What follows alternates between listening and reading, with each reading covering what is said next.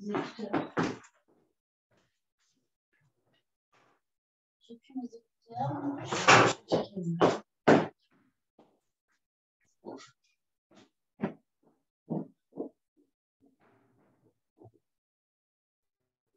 Bonjour à toutes et à tous. Il est 10h05 et je vois que le jeu des participants est en train de se stabiliser. Du coup, on va pouvoir commencer. Cette année 2023, merci beaucoup d'être avec nous aujourd'hui pour ce webinaire de formation à l'effacement. Moi, je suis Alphonse Sanache et je m'occupe notamment du programme FACT que vous connaissez probablement déjà si vous êtes ici aujourd'hui, qui est notre programme d'effacement dans les collectivités. Qui inclut à la fois un appel à projet et un programme de diffusion de connaissances avec la création de ressources et notamment ces formations que l'on commence aujourd'hui. Aujourd'hui, un premier module de formation qui va vous être délivré par Jean-Benoît Lafont de l'Institut français pour la performance énergétique du bâtiment. Je vais vous demander pendant la présentation de Jean-Benoît de bien vouloir tous couper vos micros et idéalement vos caméras aussi, comme ce sera plus simple pour se concentrer sur le partage d'écran.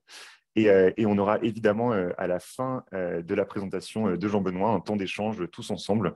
Et il me semble que Jean-Benoît a même prévu des temps d'échange intermédiaires pendant la présentation pour que vous puissiez poser toutes vos questions.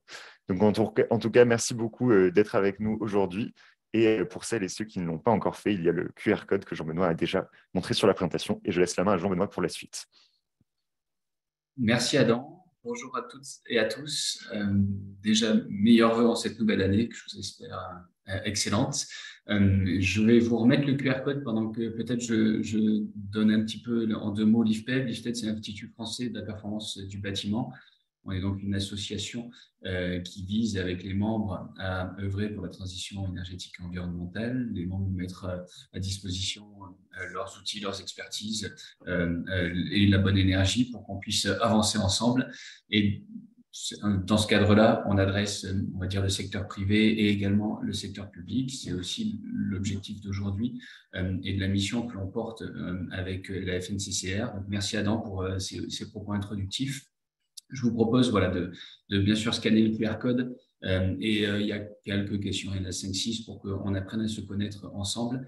On va dire le rendez-vous d'aujourd'hui s'inscrit dans une mission beaucoup plus longue qu'on porte concernant les enjeux d'effacement. On a commencé l'IFPEB avec le JMELEC à travailler avec la FNCCR il y a déjà quelques temps, voire quelques années, pour qu'on puisse développer, structurer l'effacement au sein du marché tertiaire au sens large. Donc, vous avez pu voir quelques guides transmis déjà en préambule sur la page de FACT qui a été mise à disposition par la FNCCR. Donc, merci à vous. Et donc, aujourd'hui est on va dire un premier temps d'échange, un premier webinaire ensemble sur l'effacement pour les collectivités, avant un deuxième webinaire beaucoup plus ciblé sur GoFlex que vous avez pu voir passer, on va dire, au webinaire de lancement avant les vacances de Noël avec tous les acteurs, JMELEC, RTE, Agrigio, etc.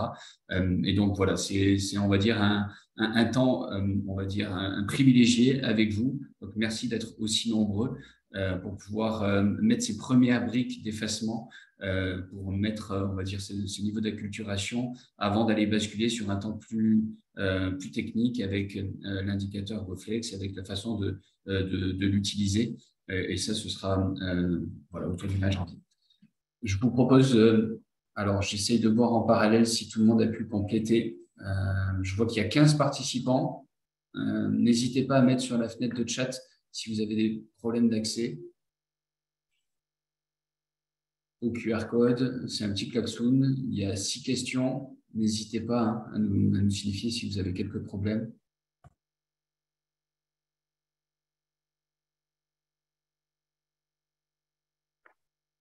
Ce qu'on va faire, c'est qu'on va vous copier le lien dans la fenêtre de chat avec le code. Ça vous permettra pour celles et ceux qui n'ont pas pu se connecter de vous y connecter. Et puis peut-être qu'Adam, on va pouvoir commencer. Tout à fait, je m'occupe de copier le lien. OK. Je vois qu'il y a un premier message ok, concernant les limitations. C'est surprenant, c'est la première fois que ça m'arrive. Ok, je vais juste vous copier quand même le lien.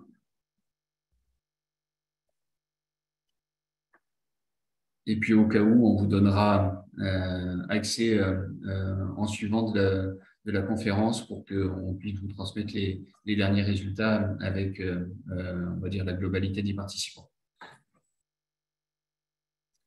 On vous propose du coup pour aujourd'hui voilà, une intervention en 3 temps. C'est de monter en douceur sur les enjeux d'effacement, les quelques notions, de vous signifier les leviers, les gisements. On sait que le public reste assez hétérogène aujourd'hui. Donc, ça permettra d'avoir voilà, une certaine uniformisation de ces niveaux-là de connaissances concernant l'effacement. Et puis, on va ensuite vous projeter sur un passage à l'action sur le patrimoine qui se fera donc pour partie aujourd'hui, vous l'avez compris, et puis pour partie pour le prochain webinaire.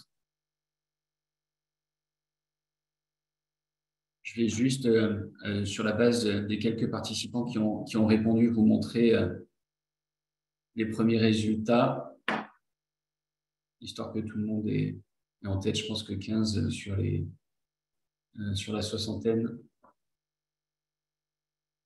Si ça veut bien fonctionner dans le partage. Voilà. Ok, donc un public au niveau des collectivités assez homogène en fonction des tranches que je vous ai proposées. Donc c'est assez intéressant.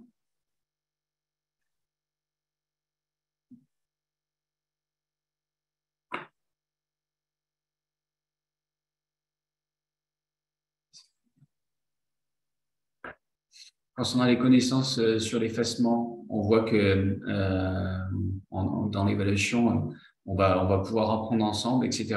On vous transmettra bien sûr tous ces résultats. Est-ce que vous avez déjà déployé des actions d'effacement sur certains de vos sites? On voit qu'il y en a certains qui ont pu en déployer, que la grande majorité, ce n'est pas encore le cas. Donc, je pense que le webinaire d'aujourd'hui vous permettra de vous projeter un petit peu plus. Et en cours d'élaboration, 30%, donc il y en a quasiment 40 qui ont déjà un certain niveau d'avancement. Donc, ce sera aussi passionnant que vous puissiez nous faire remonter les quelques remontées d'expérience que vous pouvez avoir à un deuxième temps de ce webinaire. On va le voir forcément avec les quelques journées EcoWatt orange ou rouge si vous avez prévu des actions. Ok, donc je vois qu'il y a quelques actions qui sont prévues aussi, c'est extrêmement encourageant. On voulait juste savoir si dans les outils de suivi énergétique, vous aviez un outil SME pour suivre un petit peu le parc. On voit que les réponses sont assez mixtes avec une courte majorité pour ceux qui l'ont déjà déployé ou en cours d'élaboration. Okay. Et puis, dans les indicateurs de suivi, on y reviendra un petit peu plus par la suite dans un deuxième temps d'échange. Je le mémorise, mais on vous a demandé quelques indicateurs de suivi, effectivement, au niveau du parc pour pouvoir vous projeter aussi vis-à-vis de l'effacement. Parfait. Je pense qu'Adam, ça nous permet de nous projeter sur la suite. Et puis, donc là, vous revoyez la présentation. Et donc, j'ai effectivement prévu de rythmer le temps d'échange. On va dire, les points 1 et 2 ensemble. Donc, on en a pour, on va dire, un gros 3 quarts d'heure. Et puis, on va pouvoir déjà respirer et avoir ce temps d'échange-là. Voilà la décomposition que je vous propose sur les enjeux et les notions sur l'effacement, avec la trajectoire, bien sûr, sur la neutralité carbone, le système électrique en période de pointe et les enjeux de ce système-là. De quoi parle-t-on lorsqu'on parle d'effacement? De quoi s'agit-il? Les quelques gisements et puis comment ensuite on peut se projeter sur une valorisation de cet effacement qui, bien sûr, a l'intérêt final pour vous en tant que collectivité. Et puis, on parlera peut-être de quelques freins également.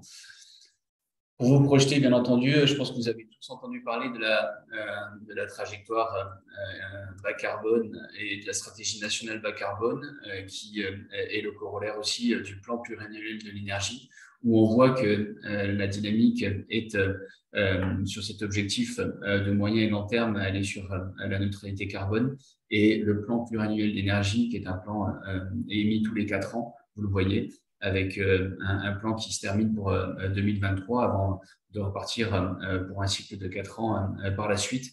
Il est extrêmement clair, ce plan. Il définit un petit peu les orientations énergétiques avec un mix énergétique au niveau de la production rééquilibré vers les ENR, avec une augmentation du coût de la production, entre guillemets, moins pilotable, avec une intermittence de production associée aux ENR. Et puis, vous l'avez en tête aussi, une électrification des usages qui existe déjà depuis, on va dire, plus d'une dizaine d'années et qui s'amplifiera avec une mobilité électrique et de plus en plus électrique. Donc, forcément, sur ces enjeux associés à l'énergie, c'est des éléments qui mettent, entre guillemets, on va dire, en tension le réseau, qui nécessite du coup, pour aller un peu plus loin, de venir connecter l'offre et la demande. Juste pour vous montrer l'électrification des usages, on parle bien de ces ordres de grandeur, hein, où l'objectif, c'est à terme d'être déjà à 40% d'économie d'énergie pour 2050 en térawattheure. Donc, les efforts sont conséquents. Et vous le voyez sur, on va dire, le mix énergétique. L'électricité est aujourd'hui à 25% du mix énergétique. Et dans la PPE et dans la trajectoire nationale bas carbone, on se projette sur un 55% en électricité. Donc, ça vous montre un petit peu ce que va devoir assimiler le réseau électrique. C'est quelque chose de conséquent. Pour continuer à appuyer un petit peu ce que je veux vous signifier, l'augmentation de la part des ENR, c'est x2 de prévu pour l'horizon 2028. Avec cet enjeu d'équilibre donc de la production et de la consommation. Et puis, 1 x 4 du coup au niveau du focus sur l'hiver, avec des appels de puissance de plus en plus importants là-dessus. Donc, c'est clairement un enjeu de réduction sur les appels de puissance en hiver. Vous l'avez vu passer, je sais que le nombre d'entre vous ont suivi l'actualité qui était très forte sur cet enjeu. Et donc, on a de toute façon un besoin de flexibilité sur le long terme. C'est là aussi bien rappelé dans les scénarios de futur énergétique 2050 émis par RTE l'année dernière. On en a parlé au webinaire T0 avec notamment l'intervention d'Adam et des RTE. Mais voilà, cet objectif, ce besoin de flexibilité sur le long terme est bien présent. Et puis, je me suis permis, Adam, de reprendre une slide que tu connais bien, vis-à-vis du court terme, avec forcément pour passer l'hiver 2023, l'actualité a été extrêmement présente auprès de chacun d'entre nous, que ce soit en tant que particulier ou en tant que professionnel, je pense. Et donc, voilà, que ce soit le prix élevé du gaz, la maintenance des centrales nucléaires, les capacités des barrages qui ont été diminuées liées à la sécheresse 2022 qui a été très importante. Tous ces éléments-là ont poussé à ce qu'il y ait des efforts énormes de communication et d'action, et je sais que certains d'entre vous en ont fait, voire tous, la majorité bien sûr, de sobriété énergétique et par ailleurs de flexibilité énergétique. Donc il y a également un besoin de flexibilité à court terme qui vient, on va dire, mettre un coup d'accélérateur par rapport aux besoins de flexibilité à long terme, et c'est un très bon, entre guillemets, cas d'école pour pouvoir se projeter sur la suite ensemble. Si on continue sur le focus du système électrique en période de pointe, vous avez là, on va dire, tous les secteurs d'activité confondus. On est donc sur une journée hivernale avec une courbe d'appel de puissance sur le réseau électrique qui oscille autour des 90-100 gigawatts. On s'est permis de vous faire un focus sur le tertiaire en vert, où on voit que résidentiel plus tertiaire, c'est majoritairement, donc le résidentiel, pardon, c'est ce qui est grisé ici, j'espère que vous voyez mon curseur. Et donc, résidentiel plus tertiaire, c'est clairement ces deux secteurs qui appellent le plus de puissance au moment charnière, que sont les 8-13 définis par RTE et 18h, 20h. Voilà, ces créneaux, ces heures de pointe où le réseau est en tension. Et donc, dans le tertiaire, ça, au sens large, je sais que ça embarque, on va le voir un peu plus que juste les bâtiments et le patrimoine bâti, mais on est autour des 25-35 gigawatts. Et donc, au sens large du bâtiment, on parle de 75% de ces appels de puissance en période de pointe, d'où l'enjeu qui nous concerne aujourd'hui avec vous en tant que collectivité. Et quand on vient faire un petit peu le focus sur un bâtiment tertiaire, Il est assez intéressant de voir là-dessus, donc sur les 30 gigawatts, 30 à 35 gigawatts, que bien sûr, le chauffage a donc une part extrêmement prépondérante. Voilà, c'est quasiment la moitié de l'appel de puissance. Il est ici, surtout sur les heures 8-13. Et puis ensuite, vous avez tous les autres usages qui, là aussi, appellent la puissance sur ces créneaux-là. Alors, dans les bâtiments tertiaires, vous le voyez, on est forcément sur des appels de puissance qui sont plus ciblés sur le créneau matinal de 8-13. En revanche, vous l'avez vu sur la slide précédente, le résidentiel appelle beaucoup sur 18-20. Et toutes les économies qu'on peut faire dans les bâtiments tertiaires sur 18-20, c'est toujours cette prix pour le réseau électrique. Et donc, c'est pour ça qu'on continue à avoir un prisme, mais on l'aura sur la durée, autour de 8-13, 18-20 heures, pour qu'on puisse faire un maximum d'économies ensemble. Quand je vous projette un petit peu sur les enjeux d'effacement, alors c'est assez intéressant de voir le prisme. On va dire qu'il y a des effacements énergétiques au sens large qui peuvent exister, pas qu'électriques. Il y a cette convergence-là thermique-électrique, puisqu'on le voit, il y a des systèmes de production qui sont mixtes d'un point de vue thermique en fonction des différents types d'énergie. Et donc, alors, la flexibilité au sens large est bien thermique, électrique, même si le couplage de ces vecteurs énergétiques, on va dire, vont aiguiller notre regard sur, on va dire, la flexibilité électrique, et ça va un petit peu driver notre intervention d'aujourd'hui. Mais c'est important d'avoir au sens large du terme qu'on peut faire des efforts sur la thermique et l'électrique pour pouvoir parler d'effacement. N'hésitez pas, on pourra avoir ce temps d'échange par la suite. Et donc, pour venir focuser un petit peu le regard sur l'électrique, on s'est permis de vous reprendre un graphique que vous avez pu voir, je pense, au webinaire initial qui a été mis par RTE, avec déjà les premières briques que je peux vous donner sur les leviers pour aller faire de l'effacement électrique. Il y a bien sûr, dans un premier temps, le consommer moins. Donc là, on parle bien sûr d'économie d'énergie. Sobriété oblige, ça fait quelques années que vous en faites, ça a été amplifié sur la saison de chauffe actuelle, et donc toutes les économies qu'on peut faire, quelles que soient les heures, ça fait partie des actions qu'on peut avoir pour aller soulager le réseau électrique. Et puis de l'autre côté, à apprendre à consommer au mieux, au meilleur moment, à, on va dire, lisser les appels de puissance, à consommer un peu plus régulièrement pour compenser un petit peu et appuyer le réseau. Ça fera partie des discussions qu'on pourra avoir aujourd'hui. C'était pour vous projeter un petit peu sur les deux grands jalons, les deux grands leviers, pardon, consommer moins, consommer mieux, vis-à-vis de l'effacement. Lorsqu'on parle de flexibilité électrique,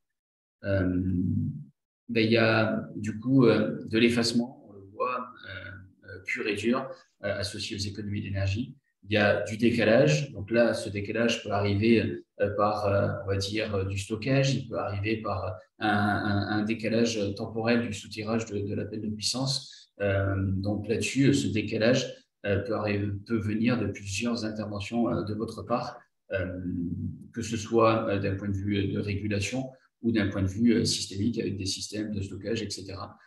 Donc, c'est ce levier complémentaire qui peut être apporté pour aller plus loin sur l'effacement aux heures de pointe.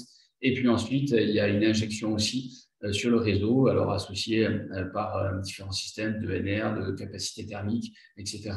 Mais cette injection vers le réseau peut aussi être un gisement pour aller effacer un petit peu les appels de puissance.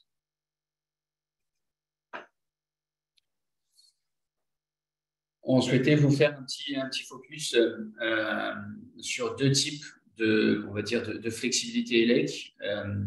Elle peut être, on va dire, rémunéée par deux biais, l'implicite et l'explicite. Tout ce qui est implicite, c'est toutes les actions que vous pouvez faire de votre propre chef pour aller soulager les appels de puissance. Et puis, l'explicite, c'est si lorsqu'on vous invite à aller recevoir du coup un ordre de modulation pour pouvoir abaisser très significativement l'appel de puissance. Donc d'un côté, il y a une certaine comment dire, flexibilité, autonomie à pouvoir choisir les bons leviers pour aller abaisser la puissance, pour jouer là-dessus, et vous êtes entre guillemets, maître des décisions que vous pouvez prendre. L'explicite, c'est vraiment un consigne, un signal qui vous est donné d'aller effacer. Et là, ça veut dire que vous êtes déjà dans une dynamique avec des agrégateurs, dans une dynamique pour valoriser les marchés, pour valoriser sur les marchés, pour valoriser tous les efforts d'effacement que vous avez. Donc, ça veut dire que vous avez déjà, on va dire, un niveau de maturité, on va dire, plus avancé. Et cette valorisation de l'effacement se fait du coup par différents canaux.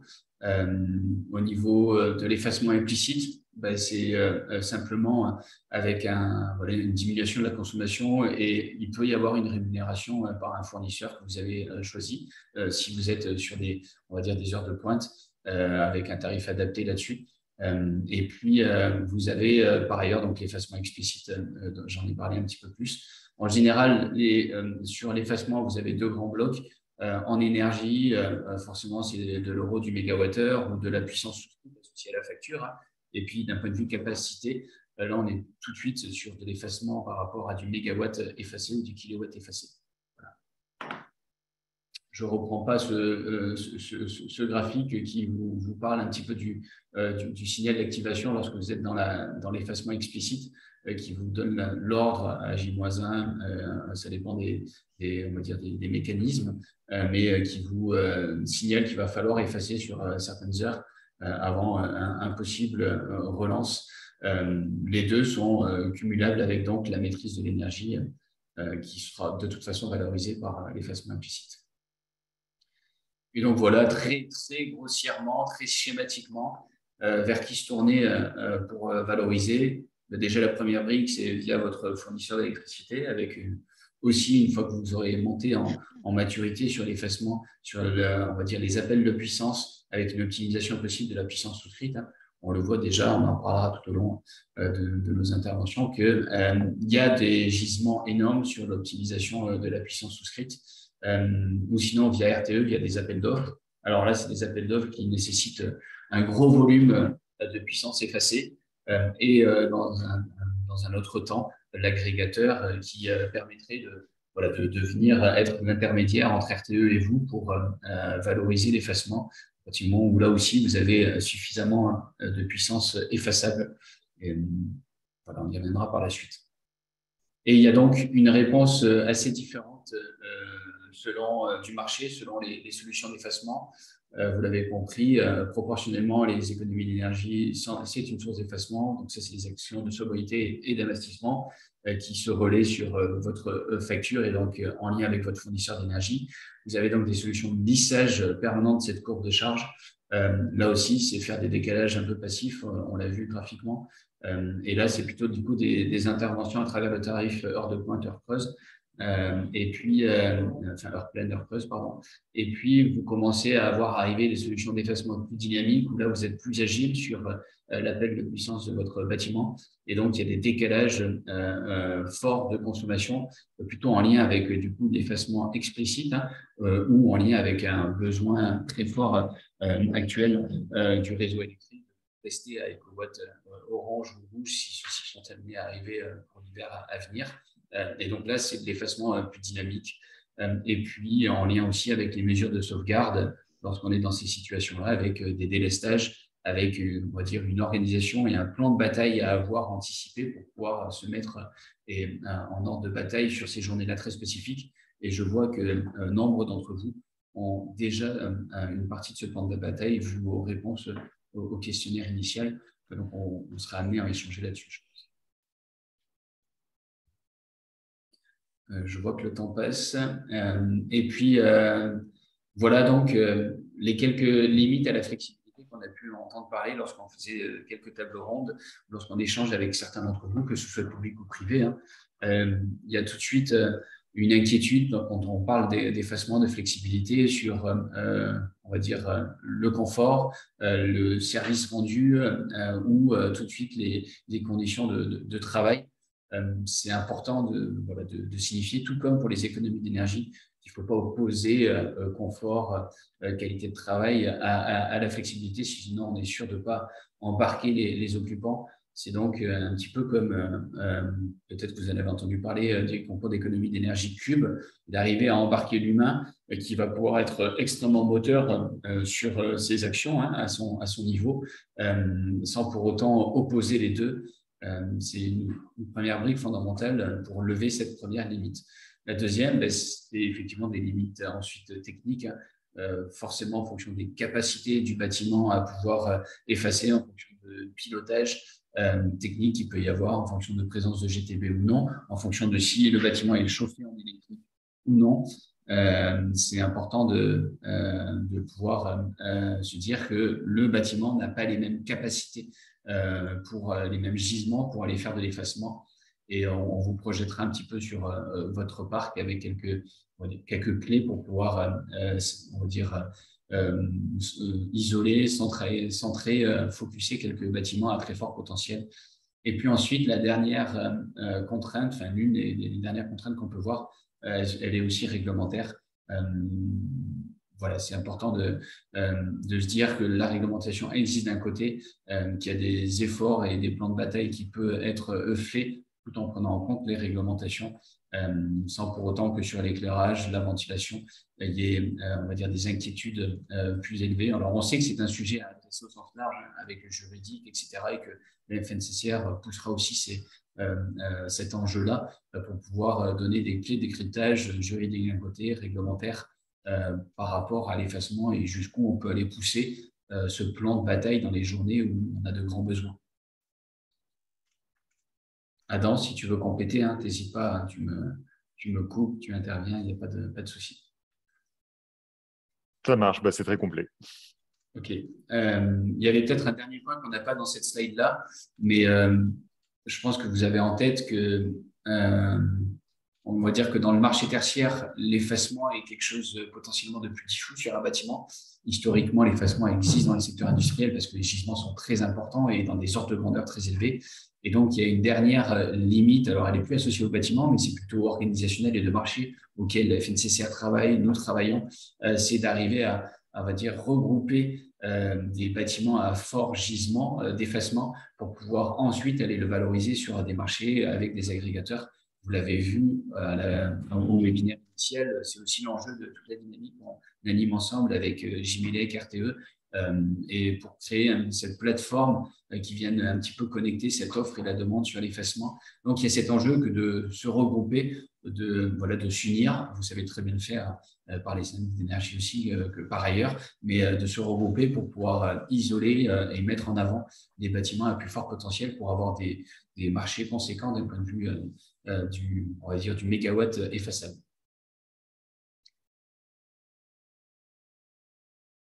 Et donc, pour continuer à rentrer dans le concret et mettre en avant vis-à-vis des leviers d'effacement sur la première brique du consommer moins, on viendra ensuite sur comment est-ce qu'on peut arriver à trouver des leviers sur consommer meilleur moment, consommer mieux, et puis on va dire un focus très spécifique sur un plan de sauvegarde pour vous projeter aussi sur des journées où tous les efforts doivent être faits. Je me suis permis de remettre les guides qui sont déjà mis à disposition sur la plateforme Defacté. Donc, voilà, c'est les guides qui ont été co-construits ensemble avec la FNCCR notamment. Et voilà, n'hésitez pas à vous en imprégner. C'est, je pense, on va dire, une traduction beaucoup plus complète que ce que je peux vous donner aujourd'hui, bien entendu. Voilà ce schéma que vous commencez à connaître par cœur, mais c'était pour remontrer un petit peu les efforts voilà, et graduellement qui pouvaient être faits. Je ne vais pas plus m'attarder, vous avez compris, effaçant, maîtrise de l'énergie d'un côté, décalage, injection potentielle de l'autre, et ensuite un plan de bataille associé aux journées très, on va dire, où des efforts doivent être faits avec les journées EcoWatt orange ou rouge. Et plan de bataille qui est, entre guillemets, représenté par ces moyens de sauvegarde à court terme notamment. Voilà un petit peu cette slide, je pense que vous l'avez déjà vu via la présentation RTE du webinaire initial, mais c'était pour rappeler qu'il y a cette météo qui existe du réseau électrique avec EcoWatt qui vous permet de vous donner à J-3 la prévision et la tendance du réseau. Donc ça vous permet d'anticiper un petit peu les actions que vous allez pouvoir mettre en œuvre, notamment lorsque le réseau est annoncé en signal orange ou rouge. Alors, par chance, entre guillemets, on a eu un hiver plutôt assez doux pour décembre et semble assez doux pour le mois de janvier, mais ça permettra aussi de vous projeter par rapport au mois de février si on va dire que les températures hivernales reviennent dans des ordres de grandeur de nos normales saisonnières. Juste pour rappeler, pour ouvrir là quelques briques au sein de ces gisements de flexibilité, l'humain, la régulation, les systèmes, c'est effectivement 3 grandes briques sur lesquelles vous allez pouvoir jouer avec sur l'humain de mettre en ordre les actions qu'on peut avoir avec eux, la gestion des effectifs, lorsqu'en fonction de, vous allez pouvoir, on va dire, monter en connaissance sur du monitoring d'occupation. Enfin bref, cette gestion des effectifs peut être un levier très important pour pouvoir faire des effacements, pour pouvoir osciller entre des personnes qui pourraient faire du télétravail, d'autres personnes qui restent sur site, pour pouvoir regrouper ces personnes-là. Bref, le levier humain et organisationnel est très important dans les gisements de flexibilité. La régulation va pouvoir être mise sur, bien sûr, la sobriété énergétique, sur s'il y a ou pas en place une GTB, va vous pouvoir d'aller un peu plus loin dans les actions d'un point de vue thermique, enfin chauffage ou électrique de l'autre. Et puis, bien sûr, tous les leviers d'entretien, maintenance des équipements, il y a des choses à faire d'un point de vue de la sobriété, là-dessus, bien entendu, un petit peu comme du rétro-commissionnement pour pouvoir venir faire, on va dire, des réglages plus fins au sein de vos installations avant de se projeter sur, bien entendu, des remplacements d'équipements qui permettraient d'avoir des systèmes d'efficacité énergétique plus performants, où là, c'est un temps beaucoup plus long, bien sûr. Voilà, c'était 3 grandes briques qu'il fallait avoir à l'esprit. Et puis, pour vous projeter un petit peu sur le consommer moins, du coup, la première brique, sur les actions de sobriété. Alors, à chaque fois, je vous mets un petit peu un visuel qui vous permet de voir un petit peu comment ça peut se comporter sur la courbe de charge de votre bâtiment.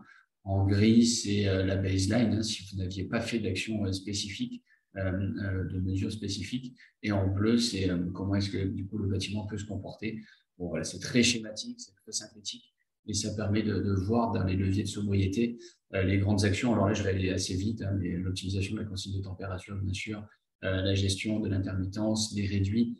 Il y a beaucoup de choses à faire sur le volet éclairage, avec là aussi des actions de régulation à très court terme sur les dispositifs de régulation d'éclairage, la temporisation qui est souvent défaillante, la détection de présence, s'assurer qu'on a bien une programmation jour-nuit avec une horloge qui coupe l'éclairage en inoccupation.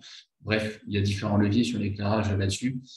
Et puis, tout de suite, on voit que les occupants embarquent dans ces actions de sobriété, hein, déjà pour assimiler les températures de consigne en hiver, pour qu'elles soient bien intégrées, bien acceptées, avec cette transparence. C'est important d'avoir cette transparence sur les niveaux de température que l'on a dans les bâtiments. Et puis, du coup, s'assurer que voilà, les leviers que peuvent avoir les occupants, les équipements informatiques, bref, l'éclairage résiduel, bref, tous ces équipements peuvent être mis à l'arrêt. Et puis, petit à petit, de venir dans cette notion de maîtriser un petit peu l'occupation, de suivre comment est-ce que vit le bâtiment, pour pouvoir vous projeter sur la suite et se dire que c'est des gisements complémentaires organisationnels. Depuis, effectivement, 3 ans, le télétravail est présent dans nos pratiques et on va dire impacte la façon de pouvoir on va dire piloter, être en tant que gestionnaire technique des équipements. Il y a des choses à faire, il y a des gisements possibles, donc petit à petit comprendre comment est occupé le bâtiment tertiaire est un enjeu. Sur le volet du consommer moins, c'était pour vous montrer que cette interface, si besoin, peut-être que certains d'entre vous connaissent, ont participé au concours d'économie d'énergie Cube. Il y a beaucoup de collectivités qui en font partie, notamment via CUBES, qui est spécifique sur, on va dire, les établissements scolaires. Mais voilà, c'est l'occasion de rappeler que cette interface, cette zone de collaboration entre les usagers, l'exploitation technique, c'est l'enjeu majeur pour pouvoir, on va dire, trouver tous les leviers très rapidement à court terme. Et le plan de sobriété reprend un nombre d'éléments là aussi qu'on peut déployer dans le cadre du concours d'économie d'énergie Cube. Dans ce sens-là, c'est le championnat des économies d'énergie. Et donc, cette interface-là viendra de toute façon impacter votre consommation énergétique et donc être source et un gisement d'économie d'énergie. Et donc, pour le réseau permettra voilà, de soulager un petit peu le réseau. C'est vraiment un effet au carré, au cube, en travaillant sur l'usage, en sensibilisant, en mobilisant par le jeu. Il y a cet effet coup de poing où on part sur un an ensemble pour monitorer sa situation, être challengé avec les autres par du classement. Vous pouvez vous le projeter aussi au sein de votre patrimoine, hein, sans parler de cube, mais voilà le jeu, le challenge par le classement et faire on va dire un état des lieux mensuel d'où est-ce que vous en êtes par rapport aux efforts réalisés. Ce sont les grands leviers qui permettent de maintenir dans la durée ces économies. Donc voilà, c'était une façon de vous montrer, de vous convaincre s'il y avait besoin que voilà, le consommer moins est principalement drivé par l'humain et par cette zone d'interface avec l'exploitation technique.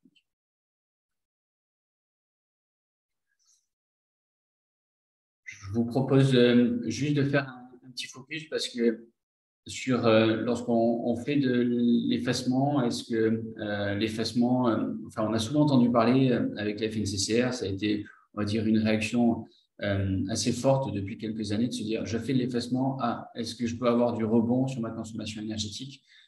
C'était pour vous signifier que là aussi il y a une publication qui a été faite et de se dire que non, il n'y a pas de rebond de l'effacement vers la consommation énergétique. Au contraire, la flexibilité se nourrit des gisements de MDE non exploités et il peut là aussi avoir une démarche vertueuse de la flexibilité vers la MDE.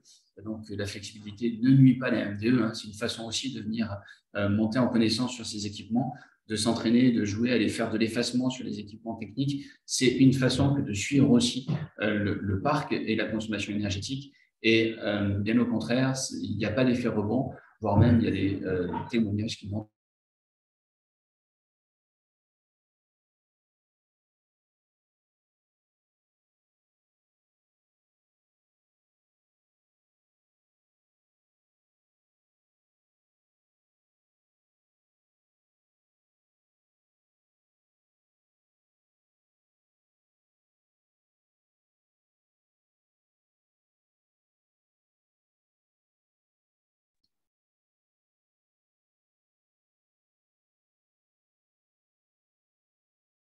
Bonjour Benoît, je suis l'assistante du programme Acté. Je pense que vous avez un petit problème de connexion. Est-ce que vous pouvez répondre à mon intervention, je vous prie?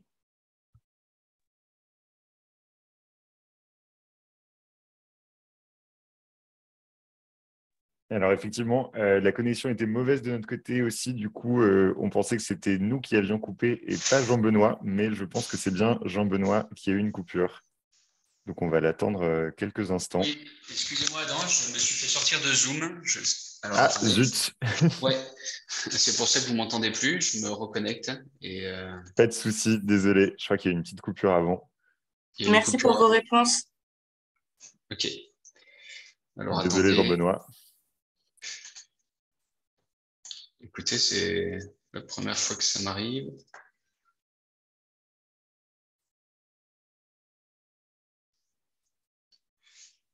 Ok. En attendant, on peut peut-être passer par le compte de Jordan. Manifestement, le réseau ne revient pas. Vous m'entendez bien là? Oui, là on t'entend bien, ouais, via le compte Ok. de Jordan, effectivement. Ok. Alors attendez, je vais. Ouais. Non, mais je pense qu'on va passer la slide en même temps. En attendant, pour celles et ceux qui ont des questions, n'hésitez pas à commencer à en mettre dans le chat.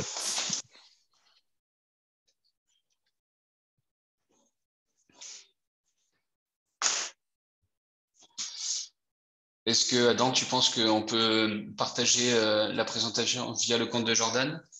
Oui, bien sûr, tout Ok, à fait. super. Jordan, je te propose qu'on enlève le micro, comme ça tu peux entendre, et on va le faire par le micro.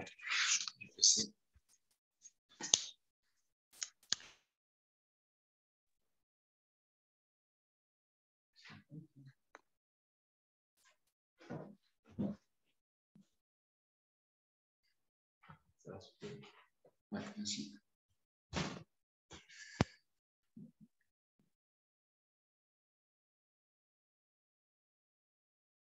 Je vais me remettre là. Je pense que vous me voyez. Et puis, on va partager batterie. Je vais essayer de changer l'animation.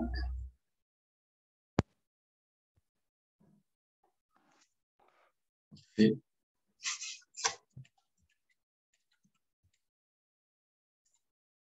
voilà. Adam, tu me confirmes que tout est bon là-dessus? Vous voyez la présentation arriver, je pense. On ne voit pas encore la présentation. Oui, ça y est, c'est bon. Voilà. Parfait, merci.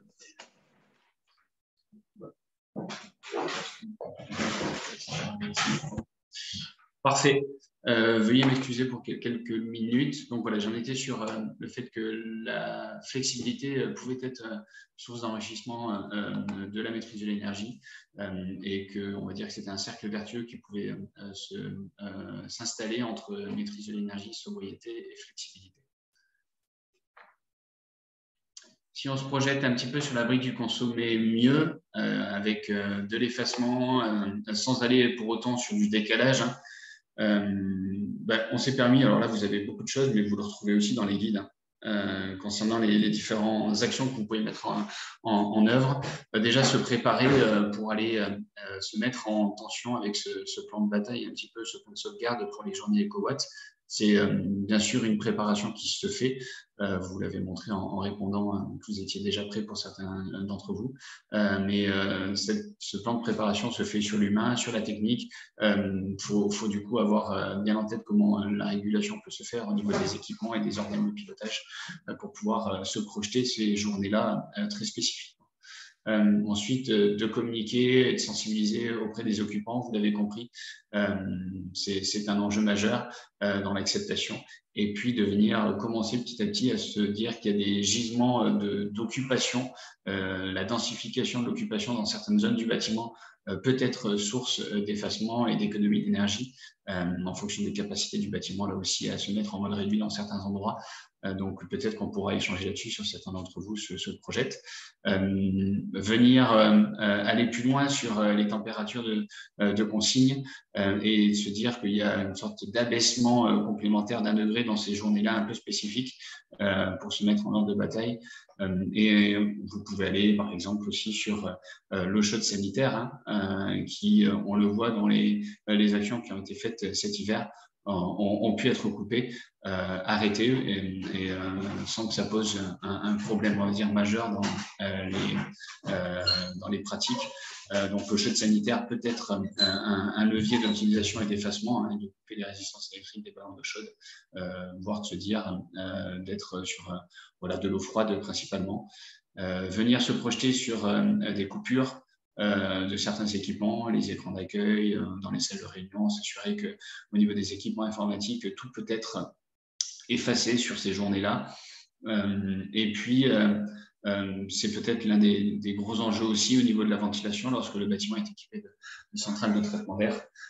C'est de s'assurer que le taux de renouvellement est bien calé sur l'occupation, ne pas avoir, on va dire, des centrales de traitement d'air qui fonctionnent 24/24, bien sûr, et de se dire que là aussi, en fonction de l'occupation, on peut aller un peu plus finement sur les niveaux de ventilation et de taux de renouvellement d'air. Ou peut-être d'osciller lorsque un bâtiment est équipé de plusieurs centrales de traitement d'air sur des chaînes pour qu'on se dise une alternance, un peu comme les casquettes de chaudière qu'on peut faire, étant donné que l'occupation reste partielle sur certains jours, de venir faire des casquettes on va dire de soufflage au niveau des centrales de traitement d'air. Donc mettre à l'arrêt aussi, bien sûr, les équipements de recharge de véhicules électriques dans ces moments-là bien clés, les heures de pointe, 8, 13, 18, 20 heures, ça fait partie des leviers de gisement possibles.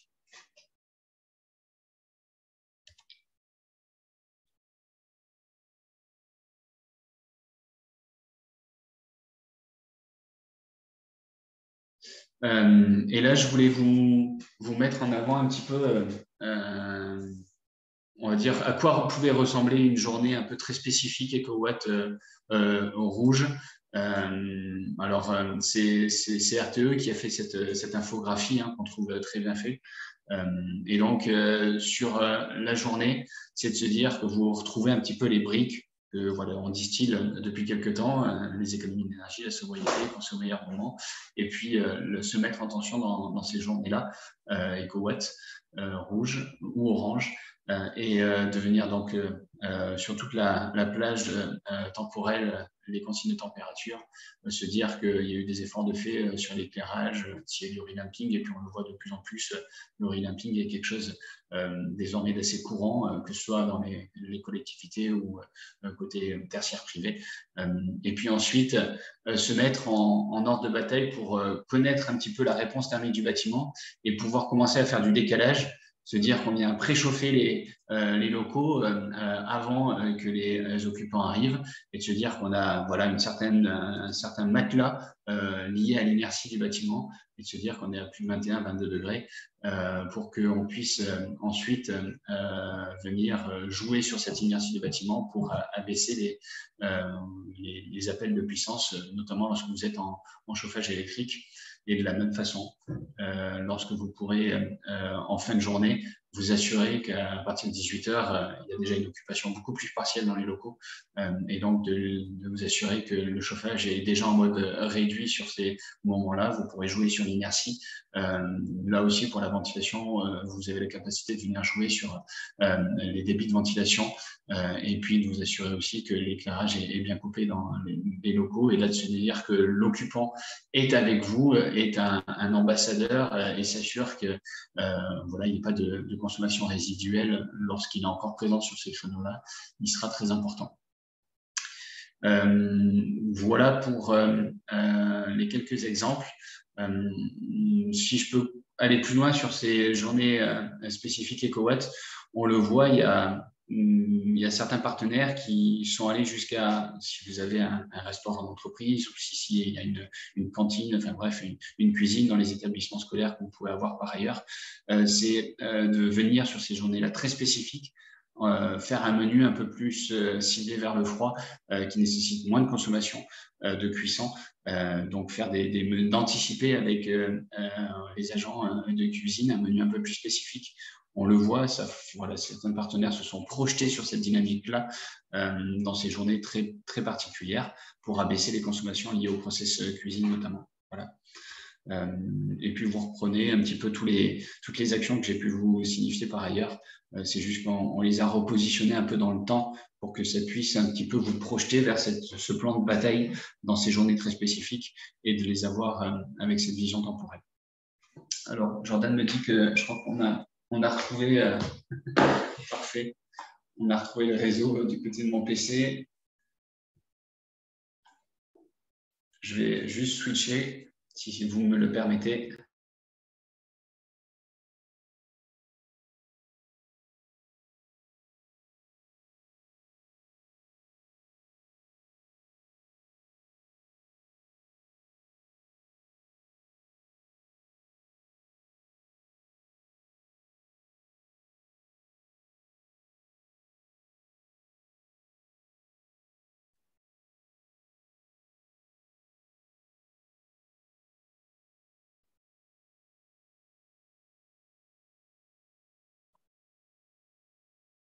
Maintenant, tu me confirmes que vous m'avez bien retrouvé et que vous voyez mon écran?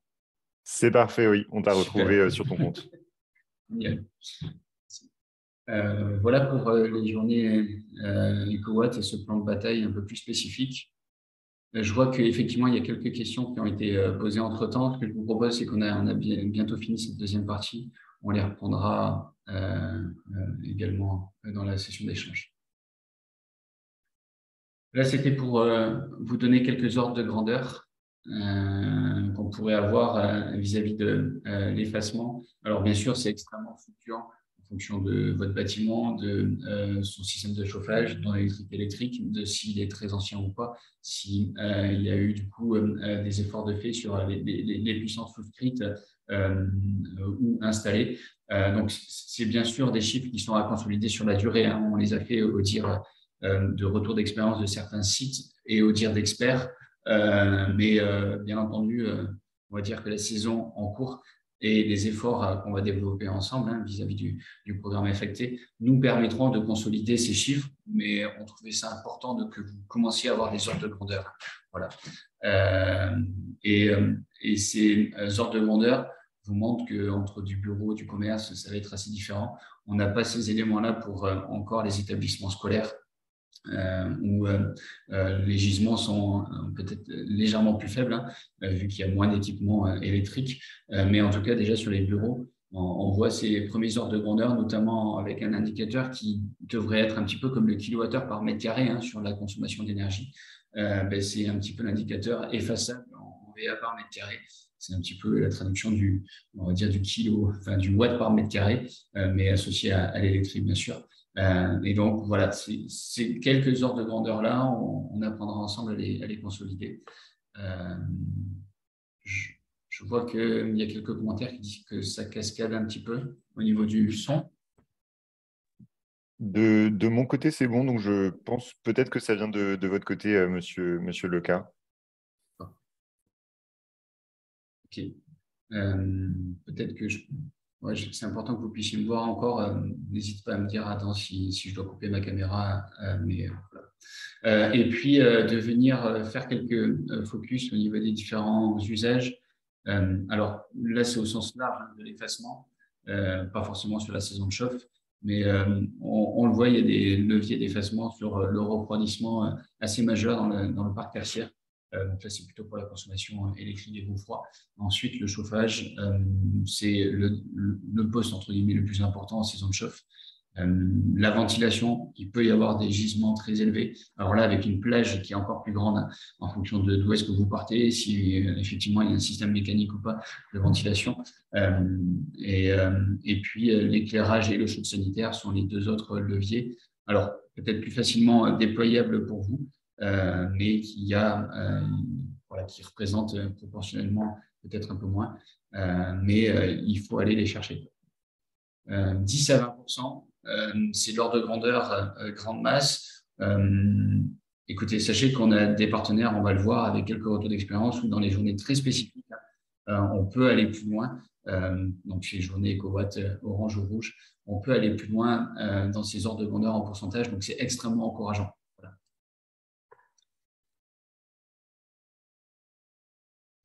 Je vois la question tout de suite. En chauffage électrique, a-t-on des chiffres différents sur le système joule thermodynamique? Non, je vous confirme qu'on n'a pas ce degré de détail-là.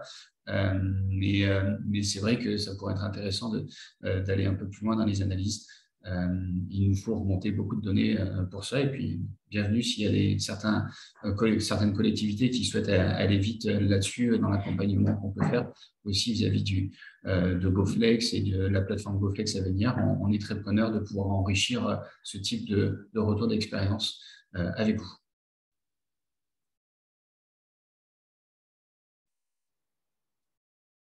Voilà, Adam. Peut-être qu'on peut commencer à prendre quelques questions, bien sûr. Oui, bien sûr. Il y a quelques questions qui sont sorties avant sur le chat. Donc, peut-être je te laisse les regarder. Alors, du coup, je ne vois plus que les questions, malheureusement, qui arrivent depuis que je me suis reconnecté. D'accord. Alors, donc, mais... on avait une première question qui disait, donc, est-il évoqué la sortie du chauffage électrique des bâtiments et une substitution par des ENR thermiques? Alors, quand vous dites évoquer, alors il y a des transferts d'énergie qui peuvent se faire, donc de venir changer son système électrique par des ENR thermiques. L'essentiel, vous l'avez compris, c'est que vis-à-vis de la trajectoire nationale bas carbone, reste que le système thermique puisse être décarboné. C'est important de ne pas opposer les enjeux. Voilà, tant que le système pensé est décarboné, il peut y avoir cet enjeu-là que d'aller vers une substitution de l'ENR thermique. Tant que ça soulage le carbone d'un côté et le réseau électrique de l'autre, il n'y a pas d'opposition à avoir, bien sûr. Ensuite, peut-être qu'on peut revenir sur le zoom et on les verra tous ici. Donc, on avait une deuxième question sur les journées EcoWatt rouge. où la question était de est-ce qu'il n'est pas prévu de complètement couper l'électricité sur les bâtiments tertiaires en jour éco-watt rouge, et si c'était le cas, quid de la problématique de travailler sur PC au poste de travail? D'accord. Écoutez, le signal éco-watt rouge, vous l'avez compris, c'est extrêmement rare et puis tout est fait pour qu'on n'ait pas à avoir de signal éco-watt rouge sur le réseau.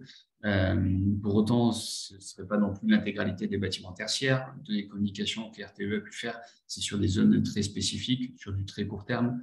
Donc, s'il devait y avoir de l'éco-watt rouge, pardon, cette coupure d'électricité serait, entre guillemets, sur-ciblée, et donc tous les efforts doivent être faits sur les autres bâtiments tertiaires. Voilà. Et quid de la problématique de travailler sur PC au poste de travail? Écoutez, de plus en plus d'ordinateurs sont en mode ordinateur portable. Il peut être aussi envisagé que sur les moments extrêmes 8-13, l'utilisateur puisse utiliser la batterie de son ordinateur portable. C'est quand même un levier de stockage élec assez fort pour qu'on puisse contribuer en tant qu'occupant dans les bâtiments tertiaires à cet effacement sur le réseau électrique sur ces heures de pointe. Ça, c'est bon. Les systèmes Joule thermodynamiques, j'y ai répondu. Je vois qu'il y a une question du coup sur la slide RTE. C'est marqué réduire l'éclairage public. Y a-t-il de l'éclairage public dans la journée? Alors, sur la slide RTE, je pense qu'on fait écho à cette slide-là. Est-ce que c'est ici? Oui. Mais écoutez, en période hivernale, le 18-20 heures, on est bien en période nocturne.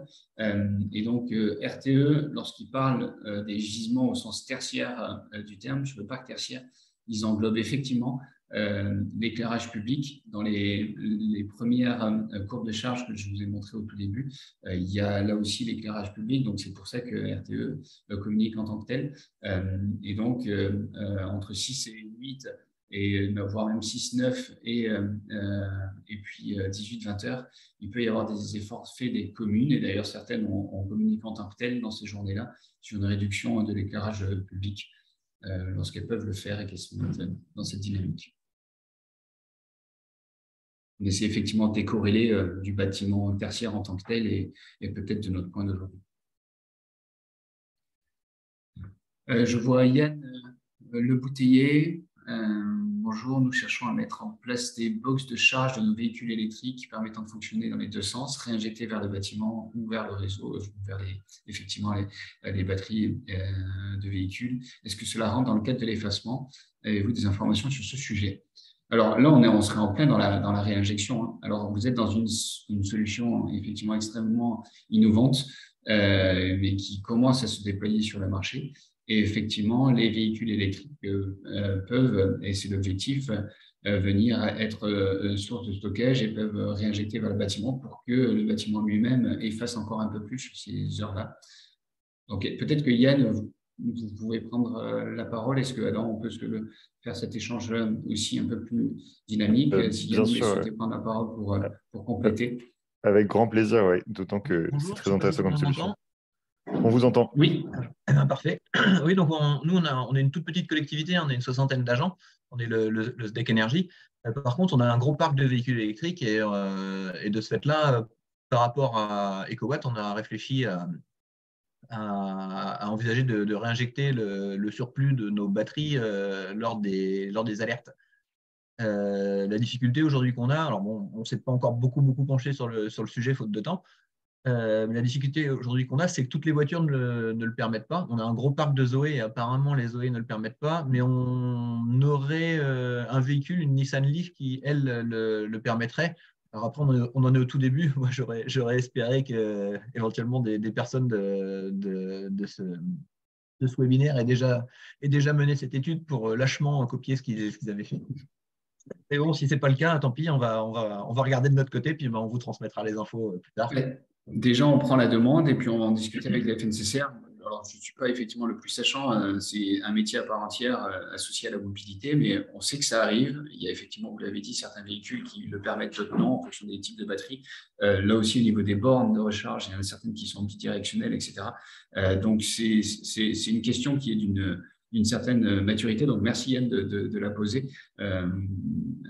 Et bon, on la prend. C'est vrai que nous, pour l'instant, on adresse plutôt le levier de sobriété du bâtiment, des actions qu'on peut faire au sein du bâtiment. Mais là-dessus, ça pourra être un levier de plus dans l'injection, enfin un levier complémentaire pour vous, effectivement.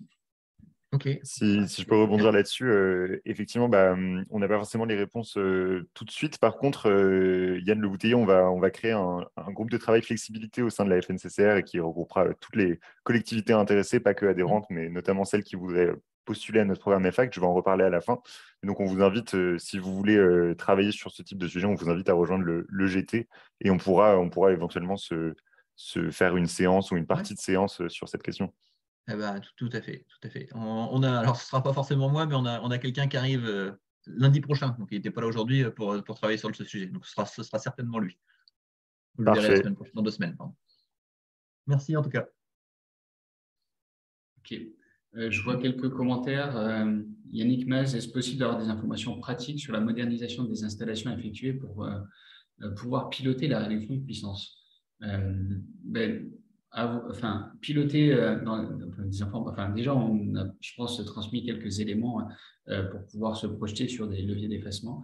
Sur du pur pilotage, peut-être que vous entendez, peut-être qu'on peut se projeter aussi sur la GTB, sur, on va dire, les consignes auprès des capteurs actionnaires, de vous assurer que voilà, cette GTB fonctionne bel et bien. Ça fait partie un peu de la mission PRGSP de rétro-commissionnement qui peut être assez intéressante. Modernisation des installations, ça peut être aussi par la connaissance des équipements de chauffage. Voilà, qu'est-ce que vous avez? Si effectivement ce sont des radiateurs électriques dans le bâtiment, ils vont tous appeler au même moment l'appel de puissance. Bon, il y a des petits connecteurs désormais qui peuvent permettre de piloter et de couper un peu à distance ces radiateurs électriques avec des petits organes avec du sans-fil en LoRa, etc. Donc, on voit que ça commence à arriver, des solutions très concrètes pour venir piloter ces types d'émetteurs très diffus dans le bâtiment et qui sont difficiles à piloter en temps normal, à part juste le levier de l'occupation. Donc, voilà, c'est quelques idées. On va continuer à le travailler ensemble. On le verra dans un deuxième temps, mais on a aussi, nous, un concours d'économie qui s'appelle CubeFlex, où on a des retours d'expérience de la part de partenaires qui s'entraînent, qui s'amusent à aller faire de l'effacement. Donc là aussi, on aura d'autres remontées, on va dire, d'actions encore plus concrètes qui permettent de moderniser ces installations. J'ai Anan Kouya qui disait que la réinjection n'était pas encore autorisée en France, à ma connaissance. Là, vous parlez de réinjection sur le réseau, mais je ne crois pas que de réinjecter sur le bâtiment, donc on va dire en aval compteur, soit non autorisé, mais on va creuser le sujet du coup avec la FNCCR dans ce GT-là. Merci pour votre commentaire.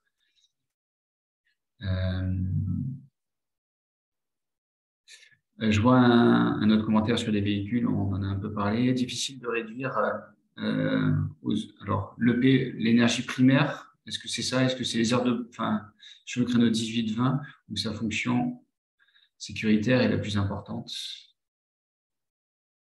Les illuminations, d'accord, éclairage public, pardon. Il y a le domaine des installations sportives. Écoutez, je pense que sur l'éclairage public, ça pourrait peut-être faire partie effectivement d'une autre discussion. C'était associé à la vision RTE. Sur les équipements sportifs, effectivement, sur 18-20 heures, je sais que le plan de sobriété a proposé, on va dire, des choses assez importantes pour les équipements sportifs, que ce soit au niveau des températures de chauffage, au niveau de l'éclairage, mais peut-être que Philippe Van Repos voulait intervenir par rapport à ces équipements sportifs. Non, enfin bonjour. Non, c'était juste une information. C'est vrai que le matin, sur le créneau 8-10, l'éclairage, il se coupe vers 8h30 en général. Donc, ce n'est pas trop impactant. Par contre, le soir, à 18h, entre 18h et 20h, c'est difficile de couper. Sauf certaines installations dont on peut se passer, principalement les illuminations. Bon, l'éclairage sportif, c'est un peu plus délicat, mais pourquoi pas. Ok. Merci pour cette remontée. Et puis, je vois qu'il y a un dernier échange. Alors, Corentin Carzousan de Morbihan Énergie. Alors, ça me permet de signifier, parce qu'on l'avait dit au webinaire initial avec Adam, mais on a effectivement des collectivités un peu premier de cordée qui ont embarqué avec nous très tôt. Morbihan Énergie en font partie, on va dire collectivité au sens large. On vous remercie d'avoir été parmi ces premiers de cordée parce qu'on a un petit peu appris ensemble aussi, que ce soit sur les leviers de Flex ou sur l'outil GoFlex en tant que tel.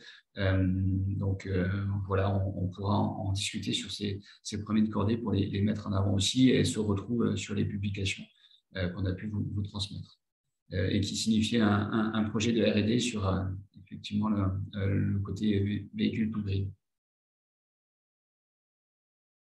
On a Frédéric Willem qui demande si certaines collectivités envisagent la fermeture anticipée de services pour la pointe de 18-20 heures.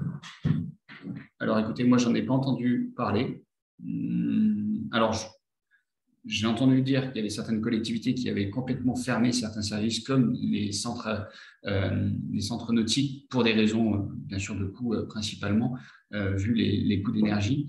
Mais là c'est une fermeture de coût complète.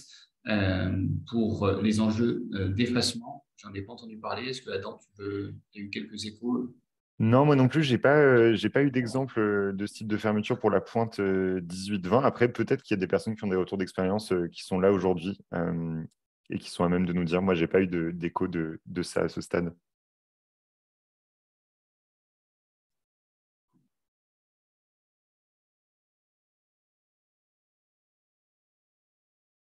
Ok. Ben, n'hésitons pas à ce que vous puissiez remonter ce type d'infos. On est preneur et effectivement, que ce soit, on va dire, une réorganisation au sein du bâtiment, où est-ce qu'on peut adresser cet enjeu pour faire des réduits plus forts dans le bâtiment, ou se dire que dans des journées très, très spécifiques, il y a ces fermetures de services un peu anticipées. Ça peut être source de gisement assez fort sur le réseau. Donc, je pense que ce sera quelque chose d'intéressant à voir si d'autres collectivités embarquent là-dessus.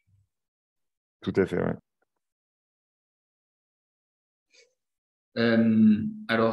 J'ai Anan Kouya qui parle effectivement, qui fait écho à ce que je disais sur le télétravail, qui permet à la collectivité de s'effacer. Mais quid d'un rebond sur le secteur résidentiel? Écoutez, ces questions, on les voit aussi passer. Voilà, je peux juste dire qu'on travaille par ailleurs aussi avec le ministère sur une étude rebond associée au télétravail pour voir quel peut être l'impact qu'il peut y avoir au niveau des différents leviers, on va dire des sites tertiaires, transport et le résidentiel. C'est beaucoup trop tôt pour en faire une analyse, donc je ne communiquerai pas dessus, mais le ministère en a conscience, on va dire les organes décisionnaires aussi, pour voir quel peut potentiellement être l'impact là-dessus. Écoutez, j'ai pas d'autres questions qui me remontent et puis il est à peu près 11h15. Il y aura un dernier salve d'échange peut-être sur voilà, comment est-ce qu'on arrive à passer à l'action sur le patrimoine et qui pourront en plus initier les échanges qu'on peut avoir vis-à-vis du webinaire numéro 2 avec l'indicateur GoFlex. Donc si Adam, ça te va aussi, je vous propose de reprendre un petit peu le cours de la présentation. Oui, tout à fait. Parfait. En espérant que ça ne saccade plus du tout. Et donc là, on a vu dans un premier temps voilà, les différents types de gisements, les différents leviers en fonction des besoins d'effacement du réseau. C'est une dernière partie qui nous permet de passer un petit peu à l'action sur le patrimoine, essayer de se projeter avec vous sur cette feuille de route, comment est-ce qu'on peut aller sur cette flexibilité au niveau de la stratégie qu'on pourrait déployer, et puis comment est-ce qu'on vient cribler les sites à plus fort potentiel avant de se projeter sur une analyse plus pointue sur chacun de ces sites-là. C'est important d'avoir des ordres de grandeur. Et là aussi, je pense que ça suscitera des échanges et des discussions. J'aimerais bien que voilà, on reparte ensemble avec quelques idées clés pour que vous puissiez aller sur un premier criblage de vos sites avant d'aller plus loin avec nous. Là aussi, on a fait une publication, on a transmis une publication qui a été appuyée par la FNCCR, donc merci à vous, sur l'indice de flexibilité GoFlex. Et dans cette publication, vous retrouvez un petit peu les différentes étapes méthodologiques pour vous appuyer, vous accompagner vers cet indicateur. Il y a encore des étapes clés à connaître son parc sur les gisements de flex. Elle est peut-être sur site et Adam, tu pourras intervenir aussi par rapport au programme affecté pour compléter cette approche-là et cette montée en connaissance sur ces bâtiments-là bien spécifiques à fort potentiel avant de se projeter sur une calculatrice et un outil qui vous aide à évaluer plus très finement les gisements de dépassement avec GoFlex. Voilà pour aujourd'hui, on s'arrêtera sur les criblages et puis avec grand plaisir pour continuer la suite le 20 janvier ensemble. La feuille de route, voilà comment est-ce qu'on se la pense avec vous. On l'a testé avec Morbihan Énergie, avec Sidel.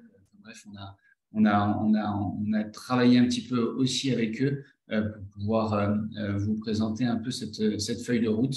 Alors là aussi, on en prend tous un peu en marchant sur l'ensemble d'un parc, mais c'est bien de se projeter aussi sur ce parc-là. On parle dans un premier temps de venir cartographier les bâtiments à plus fort potentiel. Donc là, on a mis à disposition un outil Excel sur la page d'affecté. Je vous laisse. Alors, c'est quelque chose de très sans prétention. C'est qu'un petit fichier Excel, mais c'est de venir, on va y voir plus clair, de venir avec quelques indicateurs clés, venir commencer à faire l'entonnoir sur certains de vos bâtiments. Outil Excel qui est complété par un outil qui sera mis en disposition par la FNCCR en ligne de pré-diagnostic avant de vous projeter. Une fois que vous aurez identifié ces bâtiments clés sur des audits un peu plus spécifiques d'effacement, il y a des informations clés à aller chercher que l'on n'a peut-être pas l'habitude d'avoir dans le cadre des audits énergétiques classiques que vous avez l'habitude de voir. Et donc, ce serait important de guider le regard là-dessus sur ces audits spécifiques avant d'aller estimer plus finement le potentiel d'effacement avec cet indicateur GoFlex et de vous dire que vous avez ce groupe, ce pool de bâtiments à disposition pour lequel vous pourriez avoir un effacement global grâce et calculé par l'indicateur GoFlex. Et puis, l'établissement du plan d'action sur le bâtiment. Je vous en ai parlé un petit peu avec les différents leviers, mais de vous dire qu'il y a un plan d'action un peu générique où ensuite vous allez pouvoir aller, on va dire, identifier chacune de ces actions en fonction du bâtiment qui vous sera remonté et d'avoir des plans de bataille là aussi génériques d'un côté, mais très rapidement, vous devrez, on va dire, vous spécifier le plan de bataille en fonction des potentialités du bâtiment, de la façon dont il est occupé, des services que vous pouvez mettre, que vous pouvez avoir à l'intérieur pour faire un maximum d'efforts là-dessus. L'implication, la sensibilisation des parties prenantes, c'est effectivement une démarche, c'est un petit peu conjoint avec la sobriété énergétique au sens large. Vous pouvez embarquer ce véhicule lorsque vous venez sensibiliser les occupants pour en faire des relais aussi. On sait que dans les occupants, il y a toujours là aussi des premiers de cordée sur ces notions-là, en phase avec leurs aspirations personnelles, et puis certains qui ont un besoin d'accompagnement un peu complémentaire. Et donc, ce véhicule de la maîtrise de l'énergie, des leviers de sensibilisation, peut être assez bon pour embarquer aussi la couche d'effacement complémentaire. On a parlé des PC de bureau, des PC portables, où l'occupant peut aller effectivement débrancher son PC portable, ça en fait partie. Pareil pour le jeu sanitaire. Et puis, du coup, tous ces efforts sont là, bien sûr, pour vous. La finalité, vous l'avez compris, c'est d'avoir on va dire, de renouveler un petit peu votre vision. On parle d'énergie depuis 40 ans et de basculer sur la notion d'effacement. Les outils sont là, on va les déployer avec vous pour pouvoir aller sur cette notion d'effacement, on va dire, redynamiser un peu sur cet enjeu et de venir valoriser financièrement. Donc, la première brique fondamentale, c'est déjà de connaître, on va dire, l'effacement possible. C'est de connaître aussi ces appels de puissance par rapport à la puissance souscrite. Et ça, c'est un gisement tout de suite dans l'optimisation que vous pouvez faire vis-à-vis de vos conditions d'énergie Je pense que peut-être que certains d'entre vous pourront intervenir, mais tous n'ont pas la vision de ce qu'appelle réellement le bâtiment par rapport à la puissance souscrite.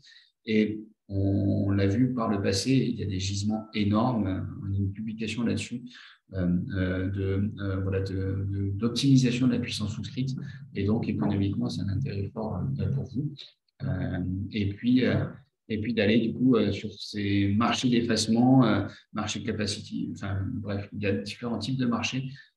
Et la plateforme GoFlex aura donc cet apport-là que de venir connecter cette offre et la demande de la face sud avec les collectivités que vous êtes, et puis une face nord avec des fournisseurs d'énergie, des agrégateurs, etc. Donc, c'est de venir vous simplifier le travail et accélérer cette collection d'offres et la demande.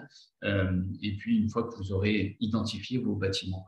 Donc, c'est un petit peu le parcours qu'on vous propose à l'ensemble d'un patrimoine.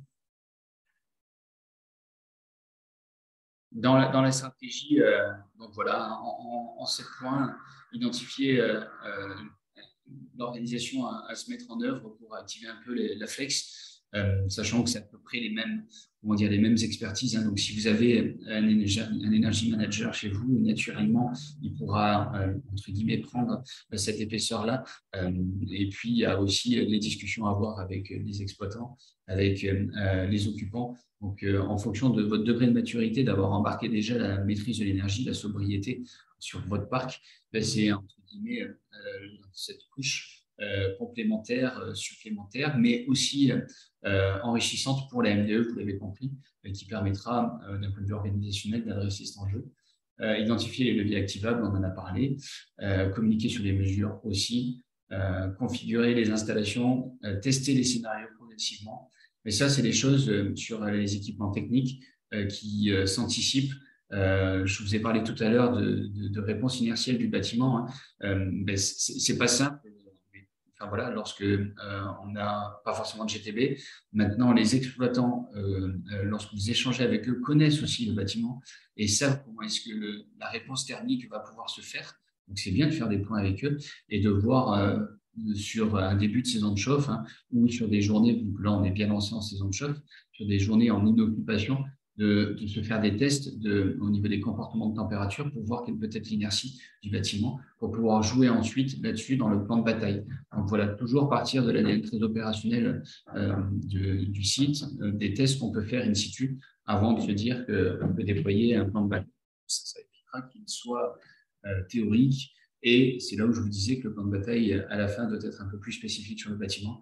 C'est qu'effectivement, les réponses inertielles des bâtiments ne sont pas les mêmes. Bref, les typologies ne sont pas les mêmes non plus dans le pilotage. Là-dessus, le tronc commun existe, mais vous pouvez aller un peu plus loin, spécifiquement, individuellement, bâtiment. Mesurer les gisements activés sur le terrain et les règles des utilisateurs.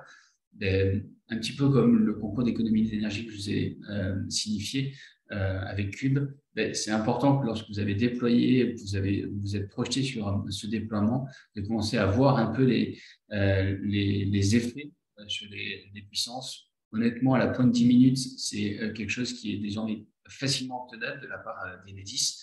Donc, n'hésitez pas à aller les voir. Pour que vous puissiez voir un peu l'impact sur l'appel de puissance juste sur la saison complète, de faire cette analyse-là. Et ça vous permettra du coup par ailleurs de voir aussi le décalage qu'il peut y avoir avec la puissance souscrite facturée. Donc, ces mesures de gisement, de voir comment ça se comporte. Elles peuvent être assez simplement faites. Vous comparez la journée où vous avez fait l'effacement à la semaine précédente. On va dire dans le même jour ouvré, ne comparons pas des mercredis à des vendredis, mais des vendredis à des vendredis, des mardis à des mardis, pardon, et ça vous permettra de voir assez facilement quels peuvent être les gisements. On y viendra, on a des algorithmes qui viennent, on va dire, prédire les courbes de charge dans le cadre du concours CubeFlex. Et puis de communiquer le plus large spectre sur les efforts qu'ont pu faire les occupants dans ces journées-là très particulières auprès de vos occupants pour pouvoir continuer à les embarquer dans ces efforts et puis de communiquer avec eux les plans d'action que vous avez pu déployer pour valoriser tout le travail que vous allez pouvoir faire. Et puis l'établissement d'un socle technique, contractuel pour pérenniser la démarche. Je vais parler un petit peu des des leviers, des freins, on va dire contractuels, mais vous avez, voilà, avec la plateforme GoFlex, avec cet horizon pour 2023, que déjà de retirer un peu un frein de marché, ou si vous êtes tout seul, vous aurez du mal à valoriser ça auprès d'agrégateurs, alors qu'avec cette plateforme GoFlex, vous pourrez bénéficier de cet effet de masse pour pouvoir aller valoriser le tout. Voilà un petit peu pour la feuille de route. Je pense qu'il y a quelques questions qui arrivent aussi ouais, sur la fenêtre de chat. On pourra y passer ce temps-là complémentaire. Je vous ai parlé d'un petit outil, d'une petite calculatrice macro, Excel, on va dire. Alors, ce n'est pas des macros, c'est juste une petite calculatrice qui va vous permettre de cibler les sites on va dire, à fort gisement. On s'est dit que les indicateurs déjà à regarder, il fallait qu'ils soient extrêmement simples. Donc là aussi, ce sera à consolider avec vous. N'hésitez pas à nous faire part de vos retours. Crash tester la calculatrice, ce serait notre plus grand bonheur pour qu'on puisse l'ajuster si besoin. Mais dans les indicateurs à regarder, voilà, les consommations totales énergétiques sont importantes, les consommations électriques. Ils sont aussi parfois corrélés à si le chauffage est électrique ou pas, et si le site est très équipé d'un point de vue des centrales de traitement d'air ou pas. Hein, c'est deux gros postes de consommation électrique. Donc, la consommation électrique est importante. Les surfaces de site donnent là aussi une certaine vision, on va dire, de potentiel intrinsèque à l'effacement, étant donné qu'une puissance ramenée à des mètres carrés, c'est comme du kilowattheure par mètre carré. C'est important à avoir en tête. Et puis, la puissance souscrite est un enjeu et on veut vraiment aller ensemble sur cette maîtrise-là d'un point de vue patrimonial, connaissance de son parc, d'aller sur la puissance souscrite en KVA qui est à son contrat. Et puis, pour finir, une dernière couche avec oui, non, une présence de GTB. On pourrait rajouter une couche humain aussi. Certains partenaires, Morbihan Énergie, ICDF, etc., nous ont dit que parfois, d'un point de vue patrimonial, vous connaissiez très, très bien la qualité des relations que vous pouviez avoir avec certains sites et que vous saviez très nativement dire si ce site-là a on va dire, l'ossature, la structure pour pouvoir aller embarquer des enjeux d'effacement. Donc, ce volet humain, on ne l'a pas mis en tant que tel dans la calculatrice, mais je suis sûr que du coup, vous l'aurez en tête aussi. Tout ça, c'est juste pour se dire que un petit peu comme toutes les lois de Pareto que vous pouvez voir, on va dire, d'un point de vue consommation énergie, lorsque vous avez pu commencer à identifier les bâtiments à plus fort potentiel de réduction de consommation d'énergie, et bien pour l'effacement, on est un peu dans cette même dynamique. Alors, c'est des ordres de grandeur, le 20-80, je pense que vous le connaissez, c'est histoire de se dire qu'on vient mettre 20% des efforts pour avoir 80% d'impact. Alors, c'est un ordre de grandeur. Maintenant, on sait que sur l'ensemble d'un parc, adresser 20%, même là, c'est quand même quelque chose de conséquent. On peut déjà se dire aussi 10% des sites des sites à plus fort potentiel pour aller impacter 50% de l'appel de puissance au sens large de la collectivité, l'appel de puissance globale. Ça peut être des premiers indicateurs importants pour vous. Ça réduira aussi le nombre de sites sur lesquels il faut avoir un regard plus spécifique. Mais retenez ça, 10% des sites, 50% de l'appel de puissance, ça pourrait être assez intéressant.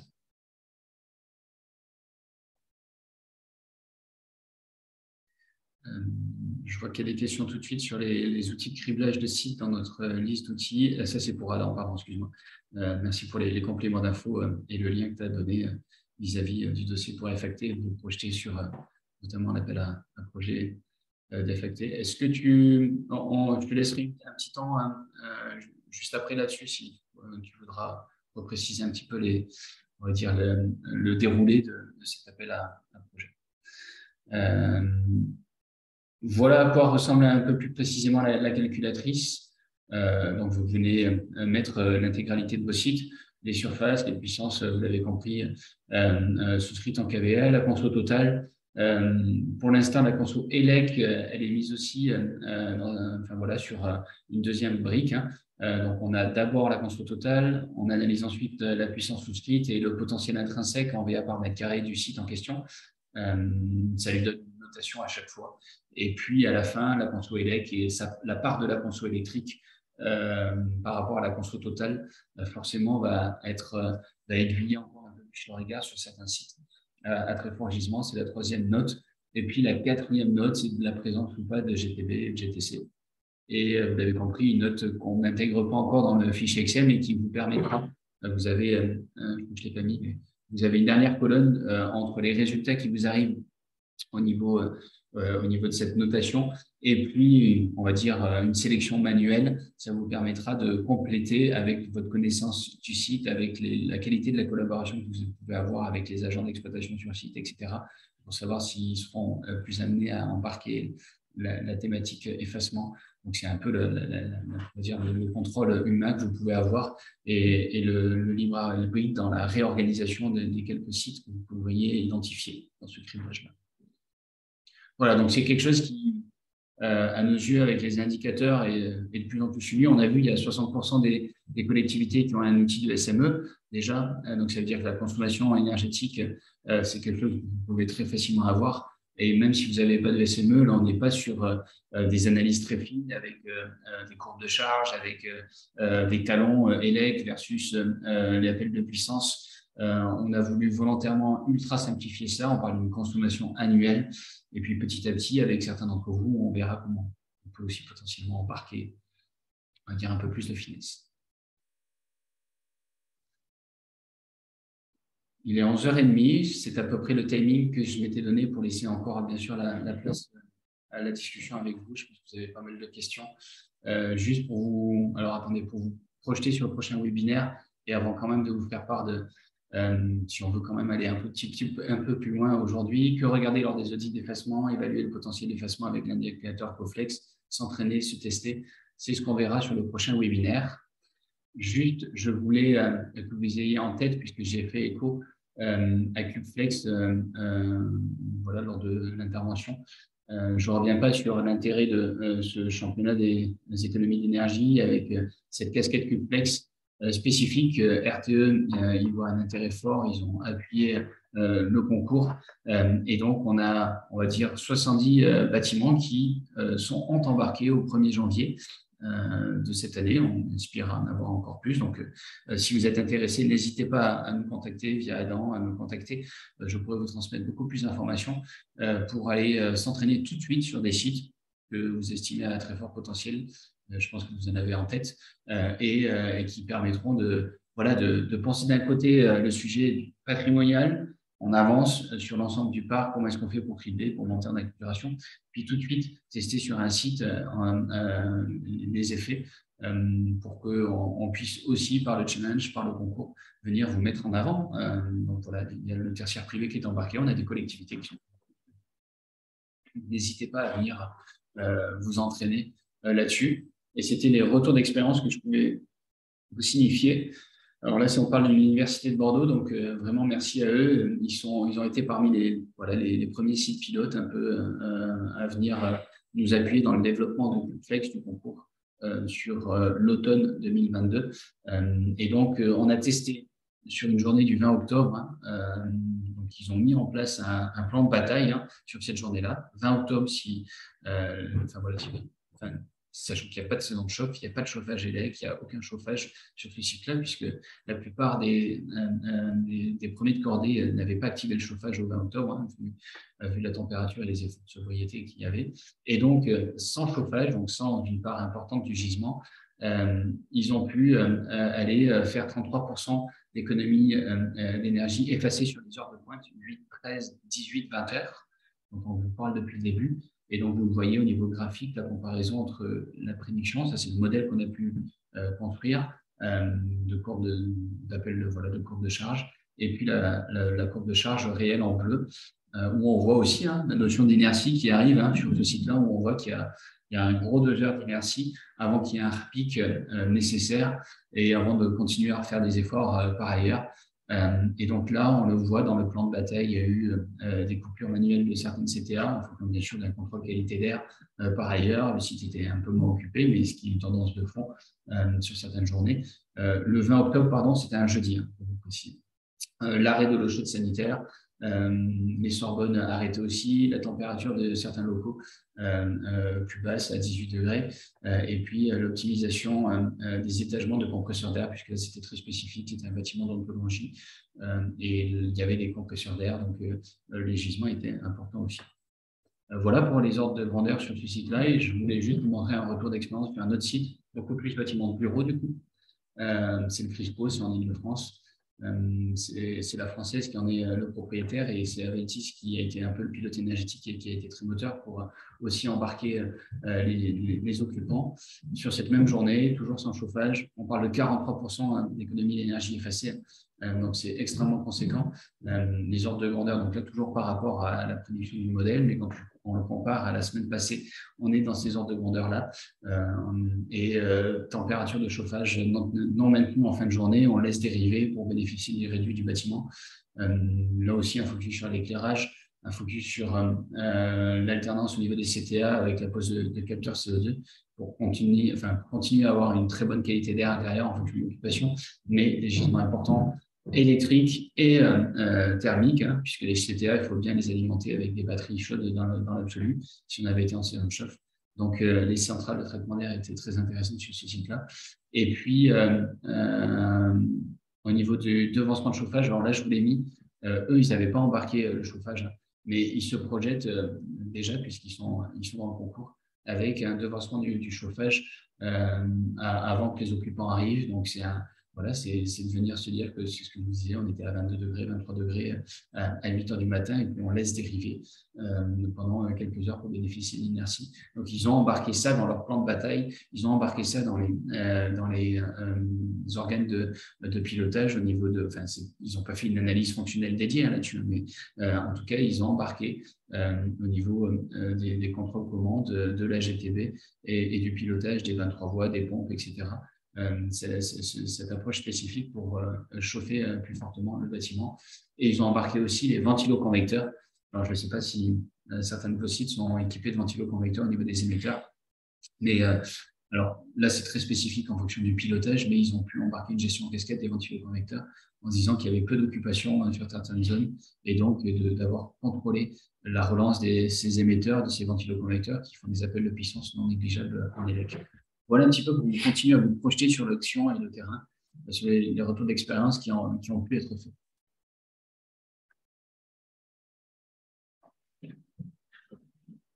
Merci beaucoup, Jean-Benoît, pour cette présentation très, très détaillée et très complète. Je pense que c'était extrêmement utile pour nous tous. Alors, avant de prendre vos questions et d'avoir ce petit temps d'échange, je vais profiter de ce moment pour rapidement vous représenter certaines informations sur l'appel à projet FACT qu'on porte à la FNCCR et qui fait partie donc, du sous-programme FACT qui inclut ce développement de ressources et ces formations. Juste pour que vous ayez toutes les informations en tête si vous souhaitez candidater, avec notamment l'information principale qui est que la date limite de candidature pour cet appel à projet est fixée au 15 mars. Donc, je partage mon écran et je vais vous représenter vraiment en moins de 5 minutes les quelques dates principales et informations principales à avoir en tête si vous souhaitez candidater. Donc, est-ce que vous voyez bien mon écran?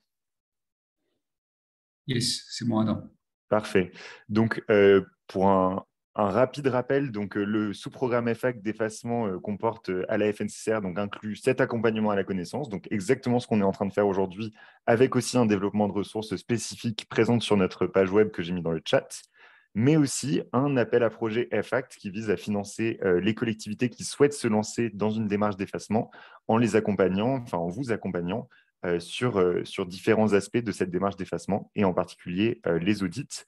Donc, je switch tout de suite à notre appel à projet. Donc, on a une enveloppe d'1,5 million d'euros pour aider les collectivités à se lancer dans une démarche d'effacement électrique avec, classiquement, comme dans d'autres de nos appels à projets que vous connaissez peut-être déjà si vous êtes familier du programme ACTE, un lot sur les ressources humaines, donc pour financer pour vous des ressources humaines qui puissent travailler donc, sur l'effacement, internalisé ou externalisé, un lot sur l'outillage qui vous permet de financer certains outils pour faire de l'effacement électrique dans vos bâtiments, et un lot sur les études qui est le plus important, en fait, qui vous permet de financer des audits d'effacement sur vos bâtiments tertiaires et qui vous permet donc, après ces audits, d'évaluer si leurs capacités d'effacement sont intéressantes et si ça vaut le coup d'aller plus loin, de contractualiser avec des agrégateurs et de vraiment faire de l'effacement électrique sur votre patrimoine.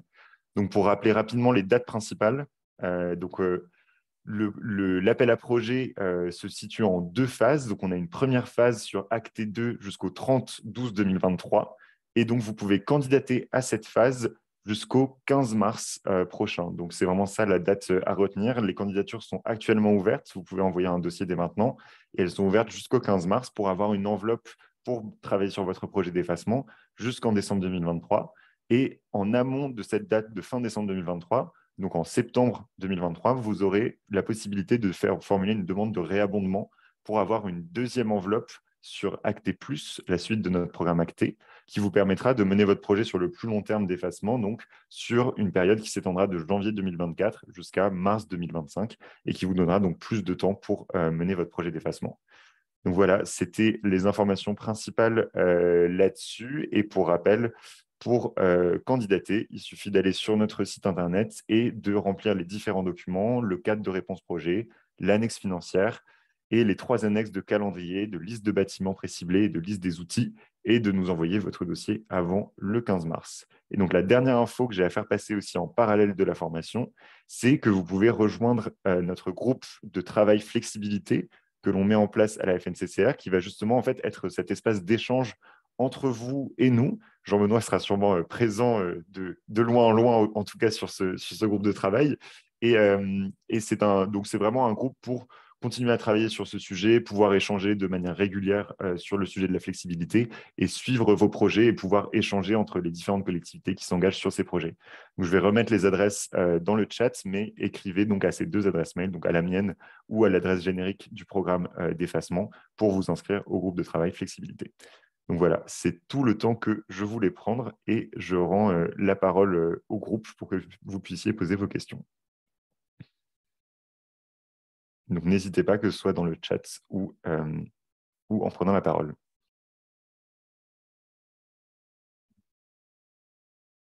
Merci Adam. On attend que certains peut-être prennent la parole. Merci pour les premières réponses que tu as pu formuler sur la fenêtre de chat. Je vois notamment les questions d'un point de vue économique sur le gain. Effectivement, c'est un peu trop tôt, mais vous l'avez compris, et je vous l'ai montré par des retours et des témoignages. Ça peut embarquer aussi la maîtrise de l'énergie. Donc, c'est bien de pouvoir se dire qu'on va valoriser, on va dire, l'effacement en tant que tel. Mais à partir du moment où ça embarque aussi des externalités positives comme la consommation ou une optimisation de la puissance souscrite, c'est des leviers qui peuvent être intéressants. Donc, on ne pourra pas effectivement transmettre d'ordre de grandeur pour les gymnases, mais déjà sur la puissance souscrite, s'il y a du 30-40%, voire 50% de delta entre l'appel de puissance et la puissance souscrite, vous avez mieux que moi en tête sur une facture d'électricité, mais bon, voilà, il y a une part variable et une part fixe, mais vous pourrez aussi vous projeter sur cette optimisation. Donc, il y a des gisements à court terme, à moyen terme économique pour adresser l'enjeu de l'effacement.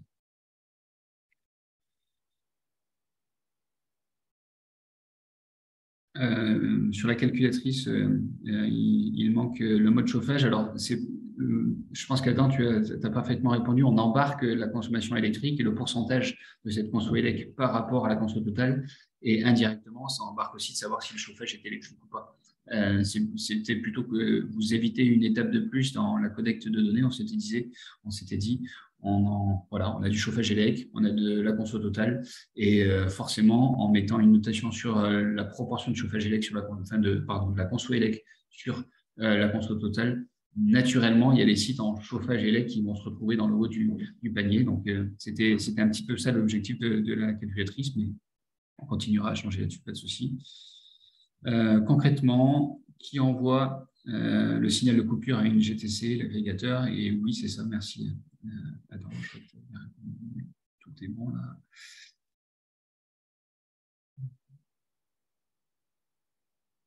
L'extension de l'éclairage des circulations pourrait être une piste. Est-ce pas soumis à des règles de sécurité? Alors, dans les circulations, si, vous avez raison, il y a une norme qui impose des luxes dans les circulations, dans les escaliers, etc. Pour autant, s'il y a certaines zones du bâtiment qui sont inoccupées, l'éclairage de circulation peut être éteinte. Hein. Ça a été le cas sur Crisco où il n'y avait qu'une partie du bâtiment qui était occupée. Certains étages ont pu être fermés, d'autres c'était des ailes, et donc ils se sont assurés que, entre guillemets, l'éclairage de ces circulations était bien arrêté, vu que personne n'était dans les locaux à ce moment-là. Donc l'approche normative, elle est très claire là-dessus. Peut-être que dans les groupes de travail, il pourrait y avoir ce listing des normes. On vous a fait un petit focus dans la présentation. Mais entre guillemets, voilà, on peut faire des actions sans se mettre en porte-à-faux vis-à-vis de la réglementation, heureusement. Je vois qu'il y a plusieurs questions sur l'appel à projet directement. Donc, je vais renvoyer à tous les participants les documents sur l'appel à projet, notamment le slide que j'avais présenté mi-décembre dernier lors du webinaire de lancement qui détaille plusieurs choses sur l'appel à projet. Je pense que ça pourra répondre à certaines questions. Rapidement, si j'essaye de prendre les questions au fil de l'eau qui sont apparues dans le chat. Donc, sur les analyses fonctionnelles pour la mise en œuvre de GTB, a priori, ce n'est pas prévu dans l'appel à projet. On peut éventuellement y réfléchir, mais normalement, ce n'est pas prévu dans les financements qui ont été lancés. Donc, pour la GTC permettant de gérer l'effacement, ce serait effectivement une bonne idée. Cependant, il ne nous est pas autorisé en tant que programme acté de financer des GTB, GTC, étant donné qu'il existe déjà des fiches C2E qui financent ce type de système et qu'étant donné que nous sommes un programme C2E, nous ne pouvons pas double financer des systèmes qui sont déjà financés par d'autres fiches. On a déjà eu de nombreux retours de collectivités sur le fait que ces financements ne sont pas suffisants, donc on travaille aussi de notre côté pour essayer de faire en sorte que ces financements puissent éventuellement être plus intéressants pour les collectivités. Quelles sont les conditions pour participer à l'appel à projet? Différentes structures peuvent participer, que ce soit les collectivités ou des structures qui travaillent avec les collectivités, par exemple les ALEC. Enfin, vous avez toute la liste dans les slides du webinaire que je vais renvoyer. Sur les audits d'effacement, quel serait le budget à prévoir? Ils sont pris en charge à 50% par les financements actés si vous êtes lauréat d'EFACT. En termes de budget à prévoir, on est dans un budget d'environ 3 000, 4 000 euros. Ça peut éventuellement monter à 5 000 euros, mais plutôt 3 000, 4 000 euros des retours qu'on a eu des bureaux d'études qui pourraient faire ce type d'audit d'effacement. La candidature peut-elle être reportée par des syndicats uniquement? Oui, c'est tout à fait possible. Si oui, le conventionnement doit-il être réalisé avec l'ensemble des collectivités du territoire? Pas nécessairement. En fait, c'est plutôt à vous d'identifier l'échelle entre guillemets pertinente et les collectivités avec lesquelles vous pourriez travailler. Donc ça, on peut aussi en reparler si vous souhaitez candidater. Et je salue Jean-François qui pose la question, avec qui on a pu travailler sur ces questions. Donc, sur la calculatrice, peut-être je vais laisser Jean-Benoît rebondir J'ai là-dessus. répondu, Ouais. on va D'accord, effectivement checker l'outil là, par rapport à la conso totale. Merci Bertrand. Envoyer un ordre extérieur NGTB nécessite des capacités techniques et des accords administratifs entre les parties et s'envisager dans l'accompagnement. Alors, il y a effectivement un besoin il y a besoin de structurer un petit peu les règles de responsabilité entre l'exploitant, entre le propriétaire ou la collectivité qui est le bâti et puis l'agrégateur. C'est des choses qui ont pu être faites dans le passé sur d'autres enjeux, donc ce sera amené à être discuté. Sur l'accompagnement, peut-être que ça dépendra aussi du remontée on va dire des difficultés que vous pouvez avoir là, à ce moment-là, lorsque vous serez dans les discussions avec l'agrégateur, avec l'exploitation, et de voir comment est-ce que c'est environné pour faire cet accompagnement-là. Est-ce qu'Adam, tu veux compléter là? Complètement, ouais. Tout à fait d'accord avec ce que tu disais. Et pour compléter, c'est des questions qui vont se poser. Et puis, vous avez tout à fait raison du coup de les soulever dès maintenant. Ce qu'on pense faire, c'est notamment en fait travailler là-dessus dans le groupe de travail flexibilité. Où on va essayer d'examiner, notamment sur le point contractuel et juridique, voir comment on peut fournir un accompagnement au niveau FNCCR et programme acté aux collectivités qui travaillent là-dessus, notamment en mutualisant les différents retours d'expérience et en anticipant un peu les difficultés juridiques que ça pourrait poser.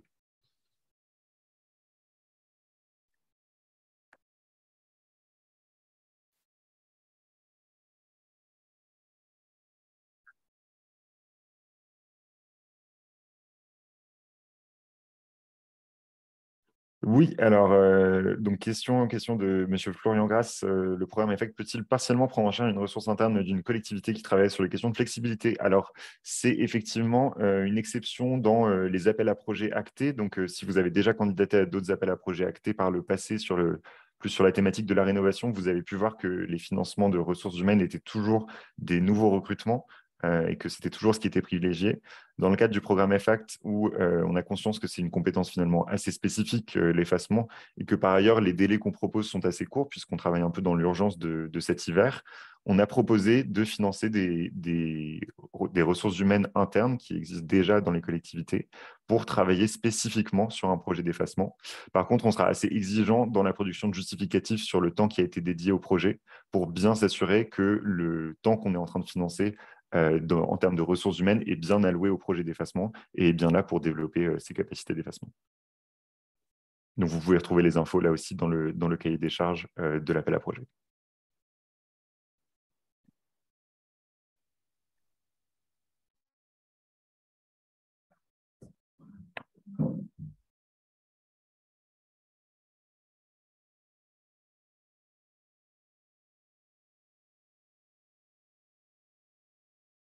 Est-ce qu'il y en a certaines d'entre vous ou certains d'entre vous qui souhaitent même prendre la parole en complément des fenêtres, des discussions qu'on peut avoir sur le chat? Il y en a certains qui ont dit qu'ils avaient déjà des plans de bataille pour le signaler Koweït. Peut-être qu'il peut y avoir une prise de parole pour savoir ce qui est fait dans votre collectivité. Ce serait super.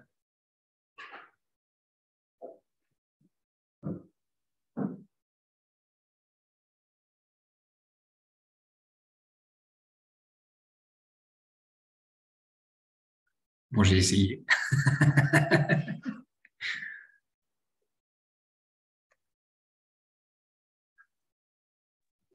N'hésitez pas aussi à nous contacter par mail si c'est le cas, si vous avez déjà lancé des plans de bataille pour en discuter dans son environnement parfois moins intimidant que 70 personnes en webinaire.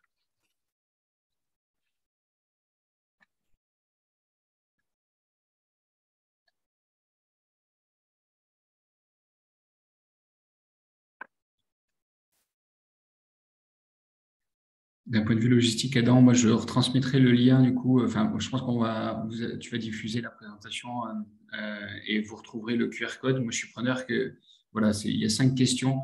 Je vais vérifier pourquoi il y a eu un petit blocage sur 15 participants. Mais ça nous permettra d'avoir la vision un peu complète parce que vous êtes encore 70 de connectés. Donc, merci à vous. Je pense que les types de réponses pourront aider la FNCC à nous aider aussi en fonction de vos profils pour la suite et les GT aussi. Donc, si c'est possible, prenez ces 2-3 minutes pour compléter ce petit sondage.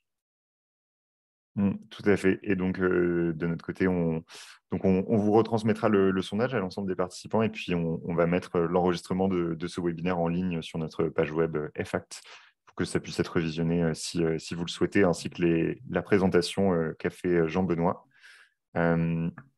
Donc, j'en profite en dernière info, Jean-Benoît l'a redit tout à l'heure, mais pour bien rappeler la date du 20 janvier de 14 à 16 heures, donc c'est un vendredi aussi, qui sera donc notre deuxième session de formation, toujours avec Jean-Benoît, où vous verrez plus en détail les outils GoFlex pour commencer à travailler en fait dès maintenant pour les collectivités qui le souhaitent sur l'évaluation de vos capacités d'effacement. Donc, bon, s'il n'y a pas d'autres questions, je vais clôturer ce webinaire. Donc, on vous remercie encore toutes et tous très chaleureusement d'avoir été avec nous aujourd'hui. Je remercie aussi très chaleureusement, évidemment, Jean-Benoît qui nous a fait une présentation extrêmement complète et je pense très utile pour nous tous et pour toutes les collectivités présentes pour lancer les projets d'effacement. Donc, voilà, dernier rappel, le 20 janvier, 14 h à 16 h, c'est notre prochain rendez-vous tous ensemble. Et ensuite, pour toutes celles et ceux qui nous envoient un mail aux adresses que j'ai données, rejoignez le groupe de travail flexibilité et on continuera à avoir ce type de rendez-vous de manière assez régulière pour accompagner vos projets, notamment dans la perspective de l'appel à projet EFFACT, dont la date de clôture est le 15 mars. Voilà, merci à toutes et à tous, merci à Jean-Benoît et très bonne journée. Merci.